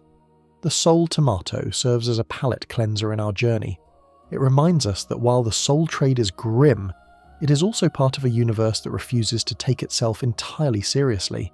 The gods are terrifying, yes, but they are also weird. And sometimes the most powerful magical artifact in the room is the one you'd put in a sandwich. But we must put the fruit away. We must leave the whimsical madness of the Shivering Isles and return to the cold, hard stone of Skyrim's ancient past. Because long before Sheogorath was tossing tomatoes at mortals, the ancient Nords were building tombs, and they needed a way to keep the lights on and the flamethrowers burning for thousands of years. They didn't use tomatoes, they used gems, and they used them as infinite fuses. We leave the absurdity of the soul tomato behind and step back into the dark, serious reality of Skyrim's history. We are entering the bleak falls barrows and the labyrinthians of the world. The air here is stale, smelling of embalming fluid and centuries of undisturbed dust. You are creeping down a hallway, eyes scanning for tripwires, when suddenly, whoosh, a column of fire erupts from a pedestal, singing your eyebrows and taking a chunk out of your health bar. You scramble back, healing spell in hand, and look at the source. It isn't a dragon, it isn't a mage, it's a rock, a glowing stone resting atop a small pillar, spitting destruction with rhythmic precision. This brings us to the 11th use of soul gems, fueling magical traps. In the lore of the soul trade, we often focus on the personal power of the mage, the sword in your hand, the staff on your back. But the ancient Nords understood that soul gems could also be used for home security. They weaponized the soul, not just as a battery for a handheld device, but as a permanent fixture, a generator for automated defense systems that have been running since the Merethic era. The core in-game fact here is one that every dungeon delver eventually learns, usually the hard way. These spell turrets, as the community calls them, are powered entirely by a soul gem resting in a cradle at the top or center of the mechanism. If you are quick, or if you are a stealth archer with a steady hand, you can disarm the trap not by picking a lock but by removing the power source. You sneak up, snatch the gem from the pedestal, and the fire stops instantly. The mechanism goes dead. Think about the engineering achievement this represents. We discussed earlier how enchanted weapons run dry after a few dozen swings. A sword needs constant refueling. Yet, here is a common soul gem, sitting on a stone plinth in a tomb that has been sealed for 3,000 years, and it is still firing a flamethrower every 3 seconds. How? This is where the lore gets murky and fascinating. Unlike the consumption model of enchanting where the soul is burned as fuel, these traps seem to utilize the soul gem as a lens or a focus. The gem isn't providing the energy. It is channeling the background magicka of the tomb, perhaps drawn from the ley lines or the residual worship of the dragon cult, and shaping it into a specific spell effect. The soul inside the gem acts as the pilot light. It is the constant conscious spark that tells the ambient magicka, be fire, be frost, be lightning. If the soul were being consumed, the trap would have run out of juice in the first era. The fact that it is still running suggests that the ancient Nord enchanters knew a secret of static, enchanting that has been lost to modern imperial magic. They built things to last. They built eternal flames fueled by eternal spirits. There is a specific type of anxiety associated with these traps. You hear them before you see them. The click hiss of the fire trap, the crackling ozone of the lightning array. In places like Labyrinthian or the depths of Apocrypha, where Hermaeus Mora utilizes similar seeker gems, these traps can turn a hallway into a kill box. Let's look at the lightning hallway variant. You find these in high-level ruins, a long corridor lined with multiple pillars, each topped with a soul gem. They fire chain lightning bolts that bounce between them. Crossing this hallway is a suicide run unless you use the whirlwind sprint shout or systematically shoot the gems off the pedestals with arrows. This interaction, shooting the gem, is one of the most satisfying physics interactions in the game. You loose an arrow, it tinks against the crystal, and the gem flies off the pedestal, clattering across the floor. The lightning stops. You have physically broken the circuit. It reinforces the idea that the magic is physical. It's not a vague curse on the room, it's a piece of hardware. But consider the source of these souls. We're in a Nordic tomb. The Nords reverenced their ancestors and feared them. Would they use the souls of their own kin to power a flamethrower? Unlikely. The ancient Nords were brutal, but they had a code. It is far more probable that the souls trapped in these turrets belong to the enemies of the dragon cult. Snow elves, perhaps? Or dissidents who refuse to bow to the dragon priests? There is an obscure lore tidbit that connects these traps to the magical anomalies found in the College of Winterhold questline. When the Eye of Magnus destabilizes, it spawns floating balls of energy called anomalies. These entities drop soul gems when killed. They are essentially raw magic given form anchored by a soul. The traps in the ruins function similarly. They are tethered spells. The gem anchors the destruction spell to the physical location. The soul gem trap also serves as a crude form of environmental storytelling regarding the intelligence of the Draugr. We often joke about the Draugr maintenance crew. Who lights the candles in the tombs? Who resets the tripwires? But with the soul gem traps, we don't need a maintenance crew. They are self-sustaining. However, there is a fan theory that the higher level Draugr, the Death Lords and Dragon Priests, can actually recharge these traps using their own magicka reserves during their waking cycles. The tomb is a living ecosystem of magic, where the dead feed the defences and the defences protect the dead. The visual design of these traps is distinct. The gems used are almost always filled gems, glowing with that soft inner pulse. When you steal one, you aren't just disarming a trap, you are looting a valuable resource. You check your inventory, common soul gem, filled. You just stole the battery from the alarm system.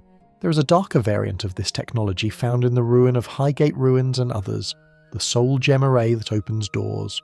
Sometimes you find a pedestal that is empty. To proceed, you have to place a soul gem into the slot. This acts as a key. It confirms that the ancient builders viewed soul energy as a universal interface. It's like a biometric scanner, but instead of a fingerprint, it scans for the presence of a trapped spirit. Soul detected, access granted. This implies that in the ancient world, carrying a soul gem was as common as carrying a keyring. It was a tool of entry. The elemental variety of these traps also tells us about the magic of the time. We see fire, most common, frost, often in the deeper, colder crypts, and shock, rare, usually guarding dragon priest masks. The shock traps are particularly nasty because they drain your magicka. A mage caught in a shock trap hallway is rendered helpless, unable to heal, unable to fight back. It is a defense designed specifically to kill other mages. Let's talk about the soul gem turret in terms of bedtime ASMR. Imagine the sound of the dungeon. the drip of water, the distant groan of a draugr, and then the rhythmic thrum, thrum, thrum of the trap. It is a heartbeat. It suggests that the ruin is alive. It's not just a pile of rocks, it is a machine that has been waiting for you. The soul in that gem has been screaming silently in the dark for 4,000 years, and finally, you walked in to give it a target. There is a specific trap layout often found in the Dragonborn DLC ruins on Solstheim that utilises Kagruma's resonance gems, which are unique, but the standard traps use regular gems. The ease with which we pluck these gems is almost insulting to the architects. They built a trap to last an eon, and a stealth archer disarms it in 2 seconds with an iron arrow. But sometimes, the trap wins. We have all had that moment where we didn't see the gem. We stepped on the pressure plate, and the pillar behind us activated. We get roasted. As the "You Died" load screen spins, or as we reload the save, we have to respect the lethality of the design. A simple rock, a simple spell, and a simple trigger. The economy of these traps is also a factor for the player. A savvy adventurer knows that a Nordic ruin is a great place to stock up on filled gems. You aren't just hunting draugr for gold, you're harvesting the lighting fixtures. A run through Bleak Falls Barrow can net you 3 or 4 filled gems if you know where to look. You're stripping the copper wire out of the walls, essentially. The existence of these traps proves that the Soul Trade is not a new invention of the Empire or the Mages Guild. It is ancient. It predates the current civilization. The Atmarans brought this knowledge with them, or they learned it from the elves they slaughtered. The binding of souls to inanimate objects to create perpetual effects is the bedrock of Skyrim's magical history. And this leads us to the sheer volume of gems in circulation. We find them in chests, in geode veins, in Dwemer, machines, and sitting on trap pedestals. They are everywhere. This abundance begs the question, what are they worth? Why are they sold in shops? Who is setting the prices? As you pocket the warm, glowing gem from the disarmed flamethrower and slip back into the shadows, you're holding a standardized unit of value, a currency accepted by wizards, jarls, and Daedra alike. It is time to leave the dungeon and head to the market. It is time to look at the gold value of a soul. We emerge from the dusty, trap-filled corridors of the ancient barrows, blinking in the sunlight of Whiterun or Solitude. We are heavy with loot. Our backpacks rattle with the distinct glass-on-glass sound of soul gems, some snatched from Dwemer Automatons, some looted from necromancers, and some plucked from the pedestals of flamethrowers. We have the raw materials. Now we need to turn a profit. This brings us to the 12th use of soul gems, and the one that drives the civilized world of Skyrim, the economy of court wizards. It is easy to think of magic as a solitary pursuit, the lonely mage in a tower studying the cosmos. But in Skyrim, magic is a business. It is a service industry. And the court wizards, Farengar Secret Fire, Sibyl Stentor, Wundfirth the Unliving, are the regional managers of this industry. They sit at the right hand of the Jarl not just to offer advice, but to maintain the magical infrastructure of the hold, and the currency of that infrastructure is the soul gem. Walk into Dragon's Reach. Head right into Farengar's study. The atmosphere changes immediately. The air is dry, smelling of frost salts and old paper. Farengar doesn't look up when you enter. He is busy. But if you open his trade menu, you see the reality of his operation. He sells spells, yes, he sells robes, but his most expensive, most consistent stock is soul gems. The core in-game fact that drives this economy is the staggering value difference between an empty gem and a filled one. An empty common soul gem might cost you 50 to 100 gold. A filled common soul gem, that price jumps to 300 or 400. A filled grand soul gem is one of the most expensive single items a merchant can carry, often listing for over 1,000 gold. Why the markup? You are paying for the labour. You are paying for the risk. When you buy a filled gem, you are paying for the fact that some battle mage, or the wizard themselves, had to go out, face down a cave bear or a mammoth, cast the spell, and survive the encounter. You're buying canned death. Farengar isn't just selling you a crystal, he is selling you a battery that is already charged. It is the difference between buying an empty gas can and a full tank of fuel. But the real money, the bedtime wealth fantasy we all indulge in, comes from what you do with those gems. We have to talk about the Banish enchantment. This is the gold standard of the Skyrim economy. If you are lucky enough to find a weapon with the Banished Daedra enchantment, you have essentially won the lottery. This enchantment, which sends summoned Daedra back to oblivion, is incredibly rare. But more importantly, it has the highest base value of any weapon enchantment in the game. You take an iron dagger. Value, 10 gold. You take a petty soul gem, filled with a mudcrab soul. Value, 50 gold. You apply the banish enchantment. Suddenly, that iron dagger is worth 2,000 gold. This is alchemy. You have transmuted base metal and a crab's soul into a king's ransom.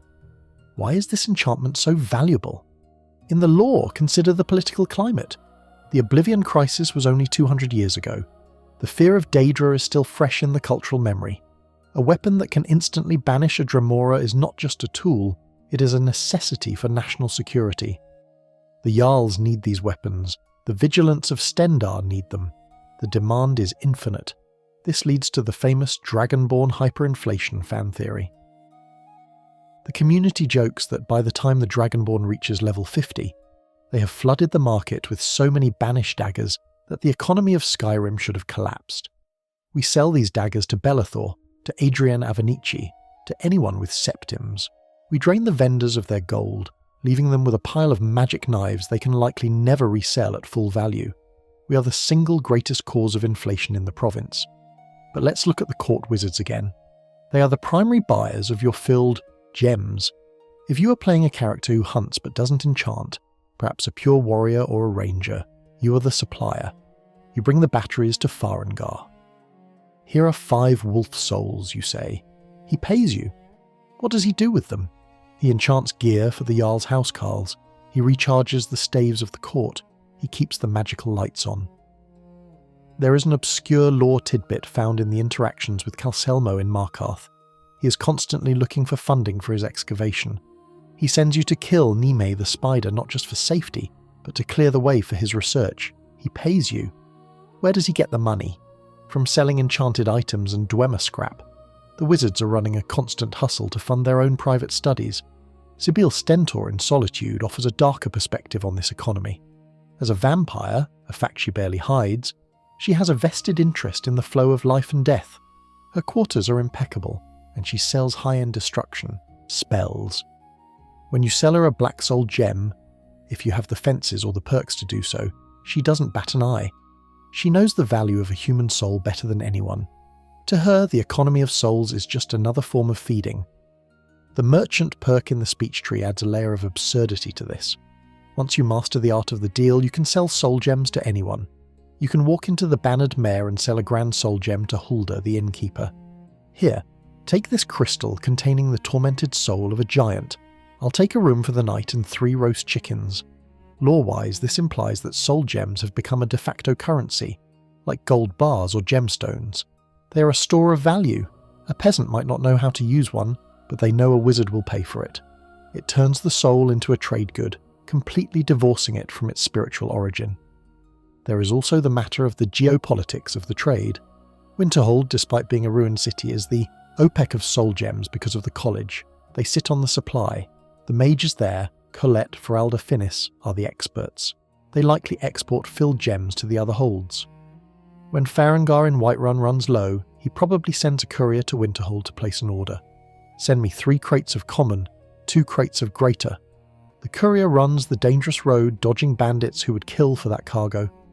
And what about the East Empire Company? We see them trading in ebony, glass and spices, but surely they dabble in the soul trade. The Solitude docks are bustling. Ships leaving for Cyrodiil are likely carrying enchanted weapons, manufactured in Skyrim, powered by Skyrim souls. It is an export industry. The court wizard also acts as a gatekeeper. They are usually the only ones in the city with an arcane enchanter, though some blacksmiths have them. This means they control the means of production. If you want to enchant your sword, you have to do it in their house, on their table. They let you use it, perhaps hoping you'll leave a few scraps of magic behind, or perhaps because the Jarl ordered them to assist the Thane. But let's focus on the visual of the exchange. You place a filled Grand Soul gem on the counter. It glows with a deep white light. It hums. Farengar picks it up. He examines the clarity. He listens to the hum. He is checking the quality of the trap. Was it a clean catch? Is the soul agitated?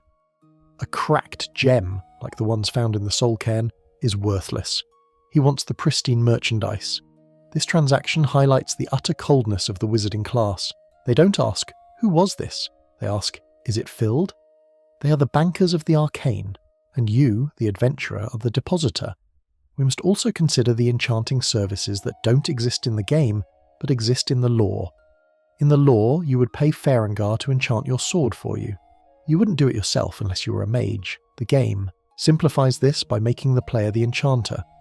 But in a real Skyrim, Farengar would be charging thousands of gold to put fire damage on a Jarl's blade. He would use the gems you sold him to do it. He buys the raw material from you for 500, uses it to provide a service for 5,000. He is the ultimate middleman. And what of the failures? We mentioned earlier that gems can break. If Farengar is enchanting a masterpiece for Jarl Balgruuf and the gem shatters, he has to eat that cost. That creates a demand for insurance, for backup gems. This is why he buys everything you have. He needs a stockpile. The economy of court wizards is a reminder that magic in Tamriel is not free.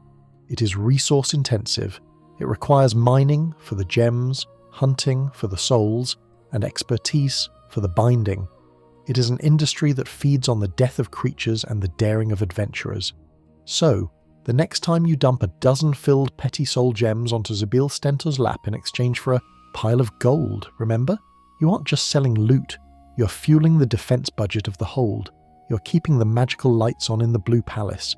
You're a cog in the machine of the Soul Trade. But where does the real power lie? If the court wizards are the retailers, who are the manufacturers of the high-end, heavy-duty magical artillery? To find that, we must leave the safety of the city walls and return to the ash wastes of Solstheim, where a master Telvanni wizard has perfected a technique to use heartstones and soul gems to create staves that rival the artifacts of the gods. We leave the stone halls of the mainland Jarls and the bustling markets of Whiterun behind. We're heading back to Solstheim, but this time we're ignoring the barrows and the mines. We're looking for the mushroom towers rising from the ash like giant fungal watchmen. We're going to Tel Mithrin to meet Master Neloth, a wizard so old and so arrogant that he views the Dragonborn less as a hero and more as a particularly useful lab assistant. Here, in the spore-choked air of the Telvanni coast, we discover the 13th use of soul gems, or rather, the technology that parallels and amplifies their power, the Staff Enchanter's art. While the court wizards of Skyrim are content to slap a fire enchantment on a steel sword and call it a day, the Telvanni have always been the pioneers of externalized magic. They understand that a mage's own magicka pool is limited. You get tired, you run out of juice. But a staff is a magical battery with a trigger. It is a way to store destruction in a stick and carry it around until you need to level a village. The core in-game fact that defines this section is the exclusivity of the Staff Enchanter. This isn't a standard table you can find in a player home. There is only one in the entire game, without mods, and it is located in Neloth's tower. To use it, you have to earn his trust, or at least stop him from dying long enough for him to let you touch his toys. This table allows you to craft custom staves, a mechanic completely absent from the base game. But the recipe for these staves introduces a new, volatile ingredient into our soul trade equation: heartstones. We've talked about trapping souls in gems. We've talked about black souls and white souls. But heartstones are something else entirely. They are geological tumours, rocks found near the Red Mountain that have been infused with the ash and background radiation of the volcano. And if you subscribe to the deep lore, they pulse with the faint, residual rhythm of the heart of Lorkhan itself. They are in essence earth souls. When you use the Staff Enchanter, you aren't just binding a spirit to an object. You are fusing the magical resonance of a heartstone into an unenchanted staff, which you also have to buy from Neloth because he controls the supply chain. The heartstone acts as the heart of the weapon, the engine that defines the spell. If you want a Staff of Incineration, you need the destruction spell knowledge, the wooden shaft, and the heartstones to bridge the gap between your mind and the wood. Now, where do soul gems fit into this specific craft? While the heartstone provides the structure of the magic, the staff itself is a voracious consumer of fuel. A custom-made staff from Tel Mithrin is a high-performance machine. It shoots fireballs that hit like a truck, but it burns through charges terrifyingly fast. This makes the staff-wielding mage the single biggest consumer of soul gems in the game. If you play a character who relies on staves, a staff channeler build, you aren't carrying 1 or 2 filled gems, you're carrying a bandolier of them. Every dungeon room requires a recharge. You kill 3 Draugr and your staff is empty. Click, click, recharge. You're constantly feeding souls into the Hearthstone engine to keep it spinning.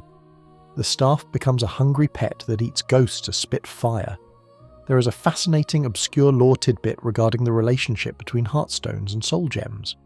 In Neloth's research notes, he speculates on the nature of the ash spawn, creatures seemingly animated by Hearthstones implanted in their chests. This suggests that a Hearthstone can function as a synthetic soul capable of animating dead matter on its own. By using it in a staff, you're essentially creating a living weapon. You aren't just channeling magic through a stick, you are holding a dormant ash spawn that has been reshaped into a flamethrower. This explains why. The staves feel different. In the lore, a staff is often described as having a will of its own. It wants to cast the spell. When you hold a Staff of Paralysis created at the Telvanni table, you are holding a piece of the Red Mountain's fury, tempered by your own enchanting skill. Neloth's attitude toward this trade is refreshingly honest. He doesn't care about the ethics of the Mages Guild. He doesn't care about the sanctity of the soul. He cares about results. "Where is that tea?" he asks, while you are literally reshaping the laws of physics in the corner of his room.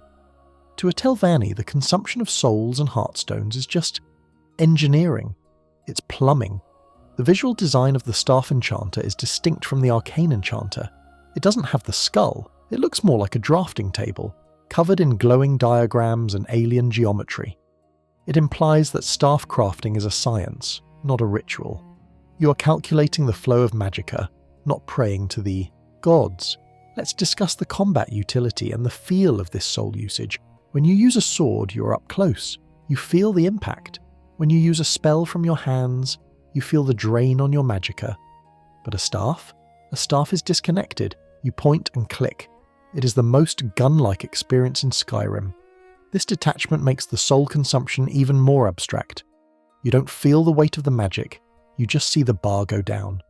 This leads to a fan theory that staff users are more susceptible to corruption, because they don't pay the price of magic personally.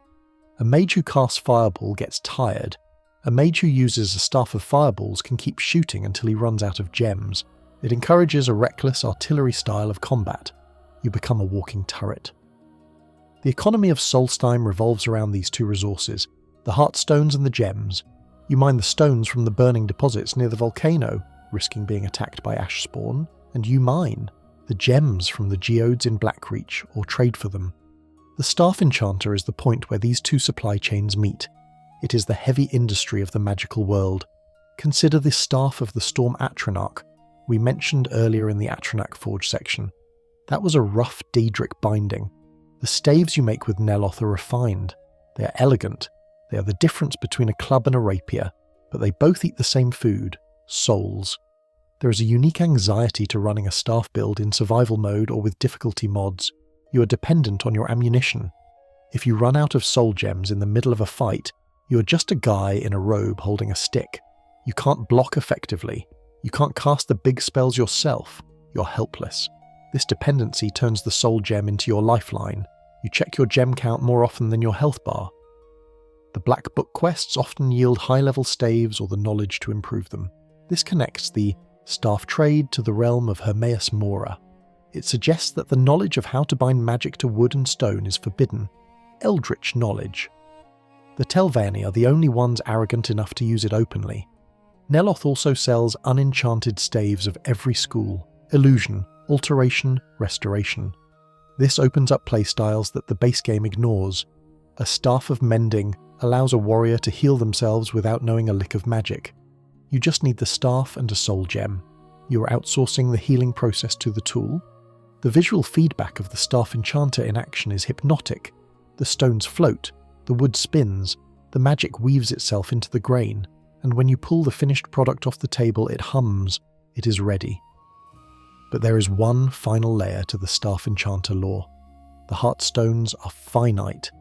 They are debris from a specific event. Soul gems are theoretically renewable, as long as things keep dying.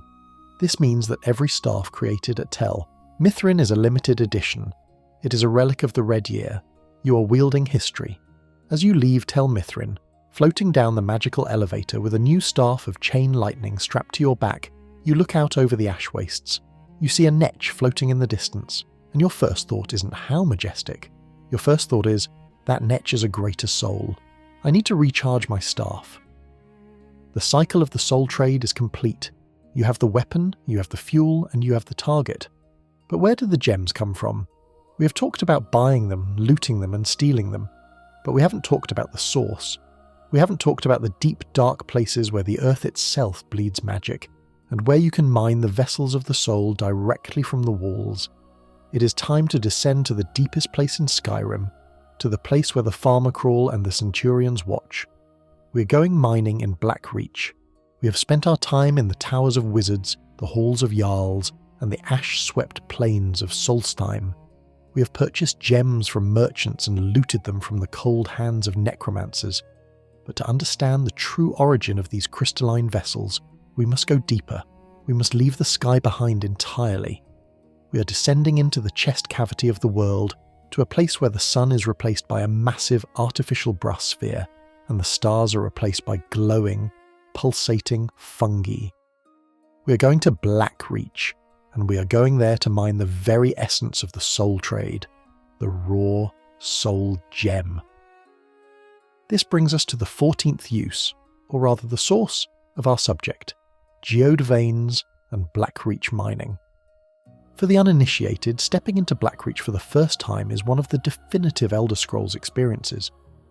You fight your way through a grueling Dwemer ruin, Alftand, Mzincha left, or Ralbthar, expecting just another dark room at the bottom. Instead, you unlock a mechanism, the walls slide away, and you're staring into a cavern so vast it has its own weather system.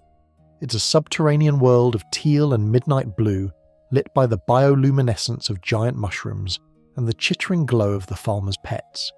But amidst the hostile beauty and the silent city of the Dwemer, there is a resource that exists almost nowhere else in Skyrim. If you look closely at the walls, or at the strange metallic outcrops near the fungal forests, you will see them.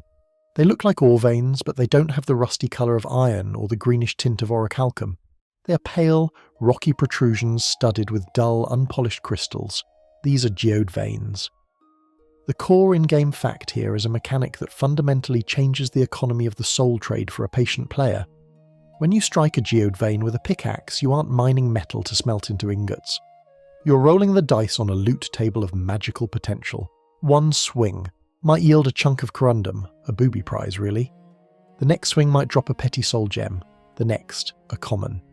And if the divines are smiling upon you, or if you are mining in the deeper, more dangerous pockets, you might crack the rock open and find a black soul gem. Think about the implications of this. We previously discussed black soul gems as the tools of necromancers, often associated with dark rituals and the worm cult. Yet, here they are, growing out of the ground. It implies that the capacity to trap a sentient soul is not just a manufactured evil, but a natural geological occurrence. The earth itself produces the prisons for the soul. It's a disturbing thought to have while you're rhythmically swinging a pickaxe in the dark. Tink, tink, crunch.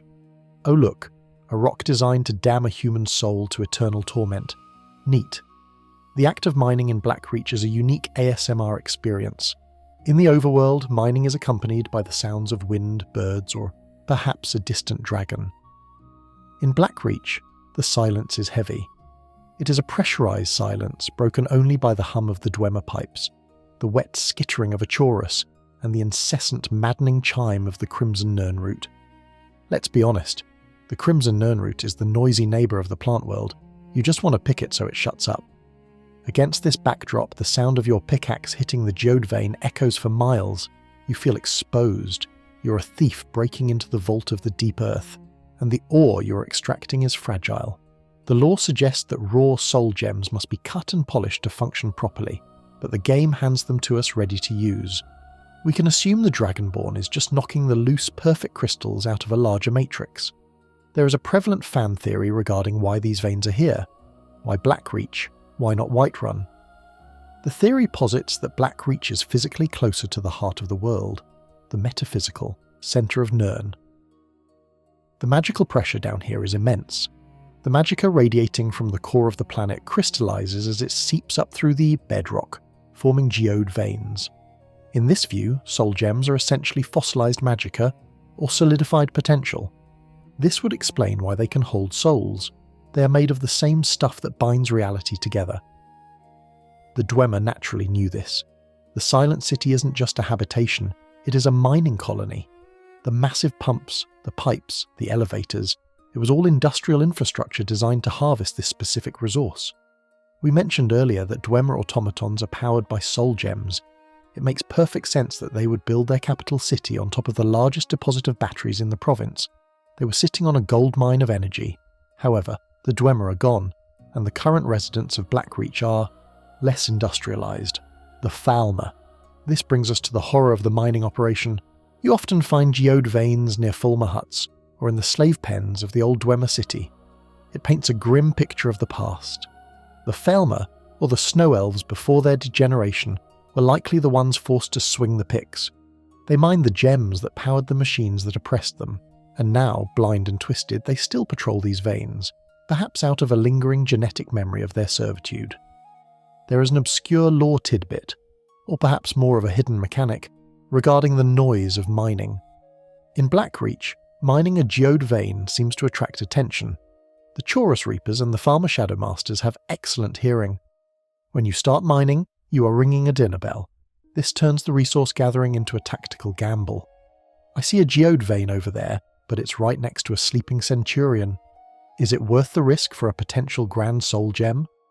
Usually the answer is yes, because unlike buying gems from Farengar, mining them is free. It is pure profit. A player who spends an hour in Blackreach with an empty inventory and a pickaxe can emerge with thousands of gold worth of gems. You become a wholesale supplier. You walk out of the Alfdand lift, blinking in the snow, looking like a diamond smuggler.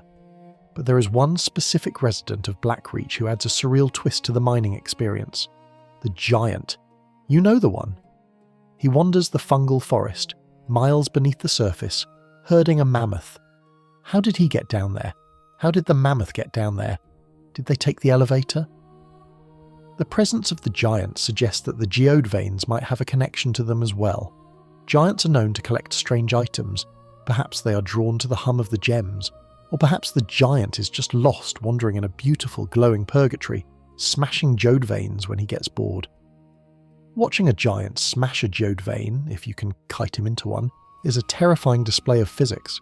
The visual of the geode vein itself is distinct. It glitters. In the darkness of Blackreach, where light is a precious commodity, the veins reflect the glow of the mushrooms. They look like clusters of stars trapped in the stone. It reinforces the connection between soul gems and the cosmos, the idea that souls come from Aetherius, the stars, and the gems are their earthly anchors. For the crafter, Blackreach is the ultimate destination. If you are leveling smithing for jewellery and enchanting simultaneously, a trip to Blackreach is mandatory. You mine the gold ore for rings, and you mine the geode veins for the gems to enchant those rings. It is a closed loop of productivity. You go down a pauper, you come up a master artisan. But there is a fatigue that sets in down there. The Blackreach fatigue, the sheer size of the place, the constant darkness, the confusing layout. After a while, the tink, tink, tink of the pickaxe becomes hypnotic. You start to zone out, you enter a trance state. This is the bedtime danger. You might fall asleep at your controller-lost keyboard while mining, only to wake up to the sound of a chorus eating your face. And let's not forget the darker implication of the black soul gem drop. When you mine a rock and a black soul gem falls out, the game is telling you something. It is handing you a loaded gun. It is saying, here is a vessel for a human life. Go use it. It removes the barrier of entry for the dark arts. You didn't have to perform a ritual to make it, like at the lightning rod altars in Oblivion. You just found it. It normalizes the possession of these forbidden items. The geode veins are also finite.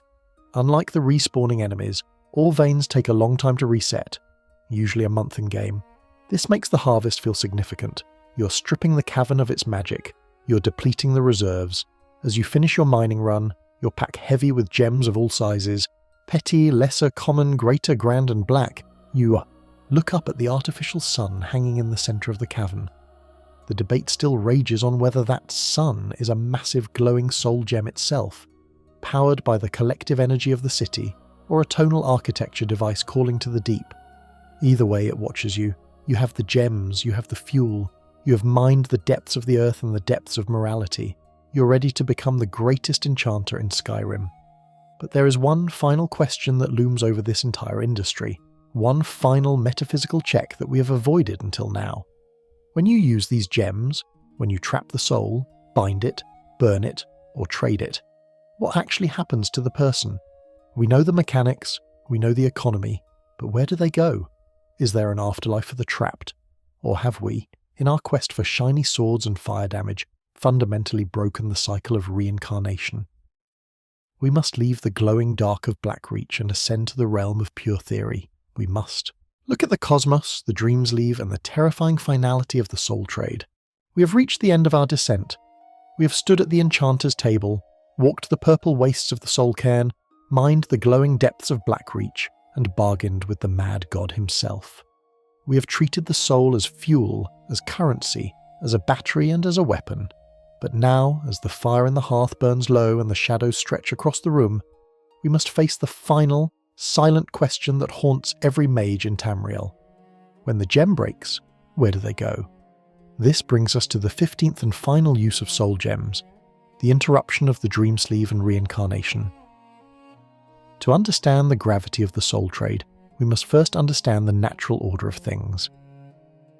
In the cosmology of the Elder Scrolls, death is not the end. It is a transit. When a mortal dies, be it a Nord, an elf, or a Khajiit, their soul is meant to flow into the Dreamsleeve. This is a concept often discussed in deep lore circles, a metaphysical river or conduit that recycles the animus. The soul travels to Aetherius, the realm of the immortals and the source of magic, to be cleansed, rest, and eventually, according to some theological interpretations, reincarnate. This is the cycle of arcane. It is the sacred flow of energy that keeps Mundus turning. It is the promise that death is just a door. But the Soul Trap spell slams that door shut and locks it. When you cast Soul Trap, you're committing a metaphysical crime. You're snatching a soul out of the hands of arcane. You're intercepting the package. The soul doesn't go to the Dreamsleeve. It doesn't go to Sovngarde to feast in the Hall of Valor. It doesn't go to the far shores. It goes into a rock in your pocket. The core in-game fact that illustrates this is the dialogue of the heroes in Sovngarde. When you enter the Hall of Valor in the main quest, you meet Ysgramor, Jurgen Windcaller, and other legends. They are there because they died cleanly. They weren't trapped, but you never see a bandit soul trapped in Sovngarde. You never see the text, "Oh hey, you're the guy who put me in a dagger." They are missing. Their absence is the evidence. This implies that soul trapping strips the individual of their afterlife. By using a black soul gem to enchant a pair of boots, you are denying that person their eternal reward. You're effectively erasing them from the cosmic roster. There is a terrifying fan theory known as the soul entropy theory. It suggests that the energy used in enchanting, the charge, is the soul being slowly ground down into nothingness. When you use a weapon and the charge bar depletes, you are burning pieces of the soul's consciousness. When the bar is empty, the soul is gone, annihilated, ceased to exist in any plane. If this is true, then enchanting is not just imprisonment, it is spiritual execution. It is the only way to truly kill someone in a universe where immortality is the norm. However, the Soul Cairn theory counters this. As we discussed, if you deal with the ideal masters, the souls go there. But what about standard white souls? What about the wolf? Or the mud crab? Do they have a Dreamsleeve? The wood elves, Bosmer, believe in the ooze, a shapeless state of being. By trapping a beast, you are preventing it from returning to nature. You are domesticating its death. The bedtime horror here is the sheer scale of this interruption. Think of how many soul gems you have filled in a single playthrough. Hundreds? Thousands. You're a walking dam in the river of souls. You have single-handedly disrupted the reincarnation cycle of an entire province. If every adventurer operates like the Dragonborn, it's a wonder there are any new souls left to be born. There is an obscure lore tidbit found in the commentaries on the Mysterium Xarxes and the beliefs of the Mythic Dawn. Mankar Cameron speaks of Tamriel as another plane of oblivion, a testing ground. He views the protection of the divines as a lie. In this worldview, the soul trap isn't a crime, it's a liberation from the false cycle. By using souls to power your own ascension, or your gear, you're embracing the will to power. It's a chilling philosophy that justifies the consumption of others for personal gain. Let's look at the visuals of the Enchanting skill tree constellation. It looks like a mage holding a staff and a gem.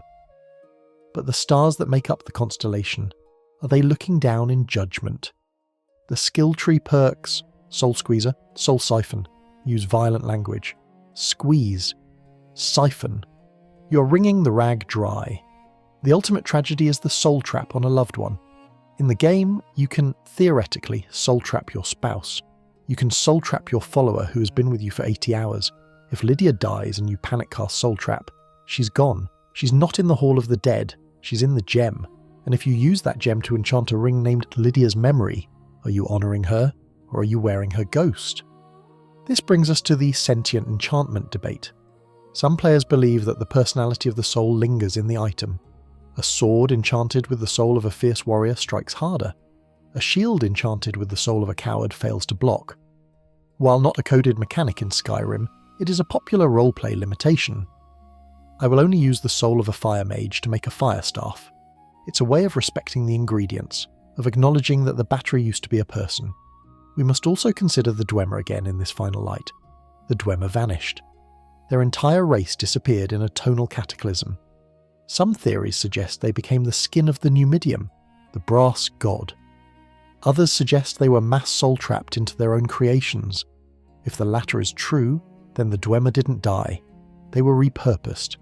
They became the ultimate expression of the Soul Trade, a civilization that turned itself into a battery to achieve divinity. They interrupted their own Dreamsleeve cycle to become something else. And what of the Dragonborn soul? You absorb dragon souls. You are the ultimate soul gem. You don't need a crystal. Your body is the vessel. When you kill a dragon, you shout, and the soul flows into you.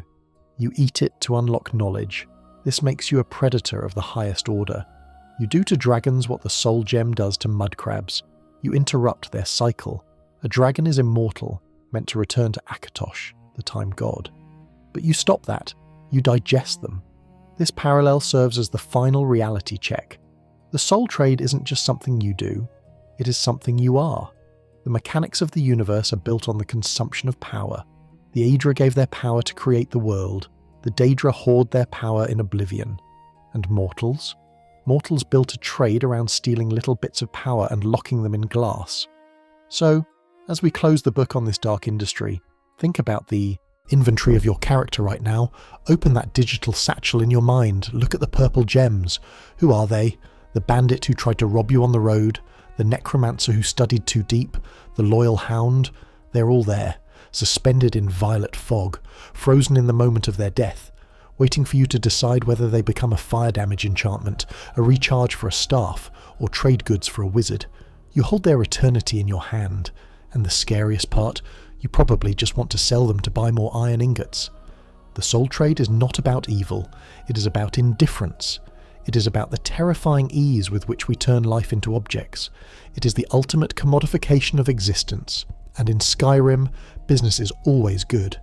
And so, the ledger is closed.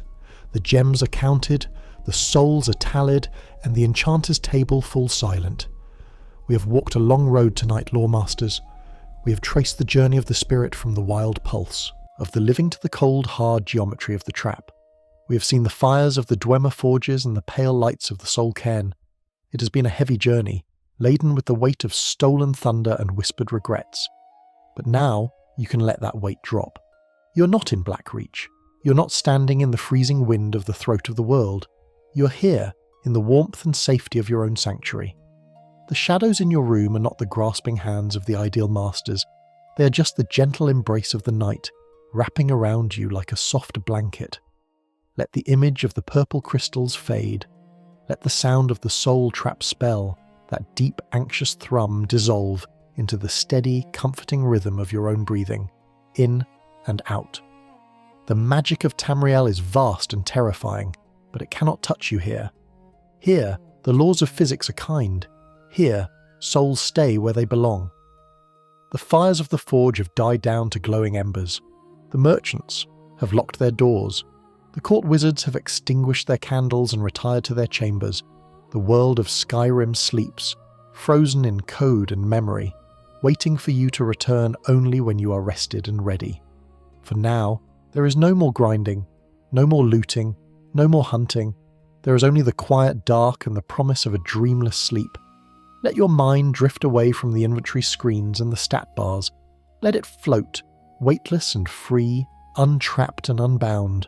You have done enough. You have learned enough. The story is over. Sweet dreams.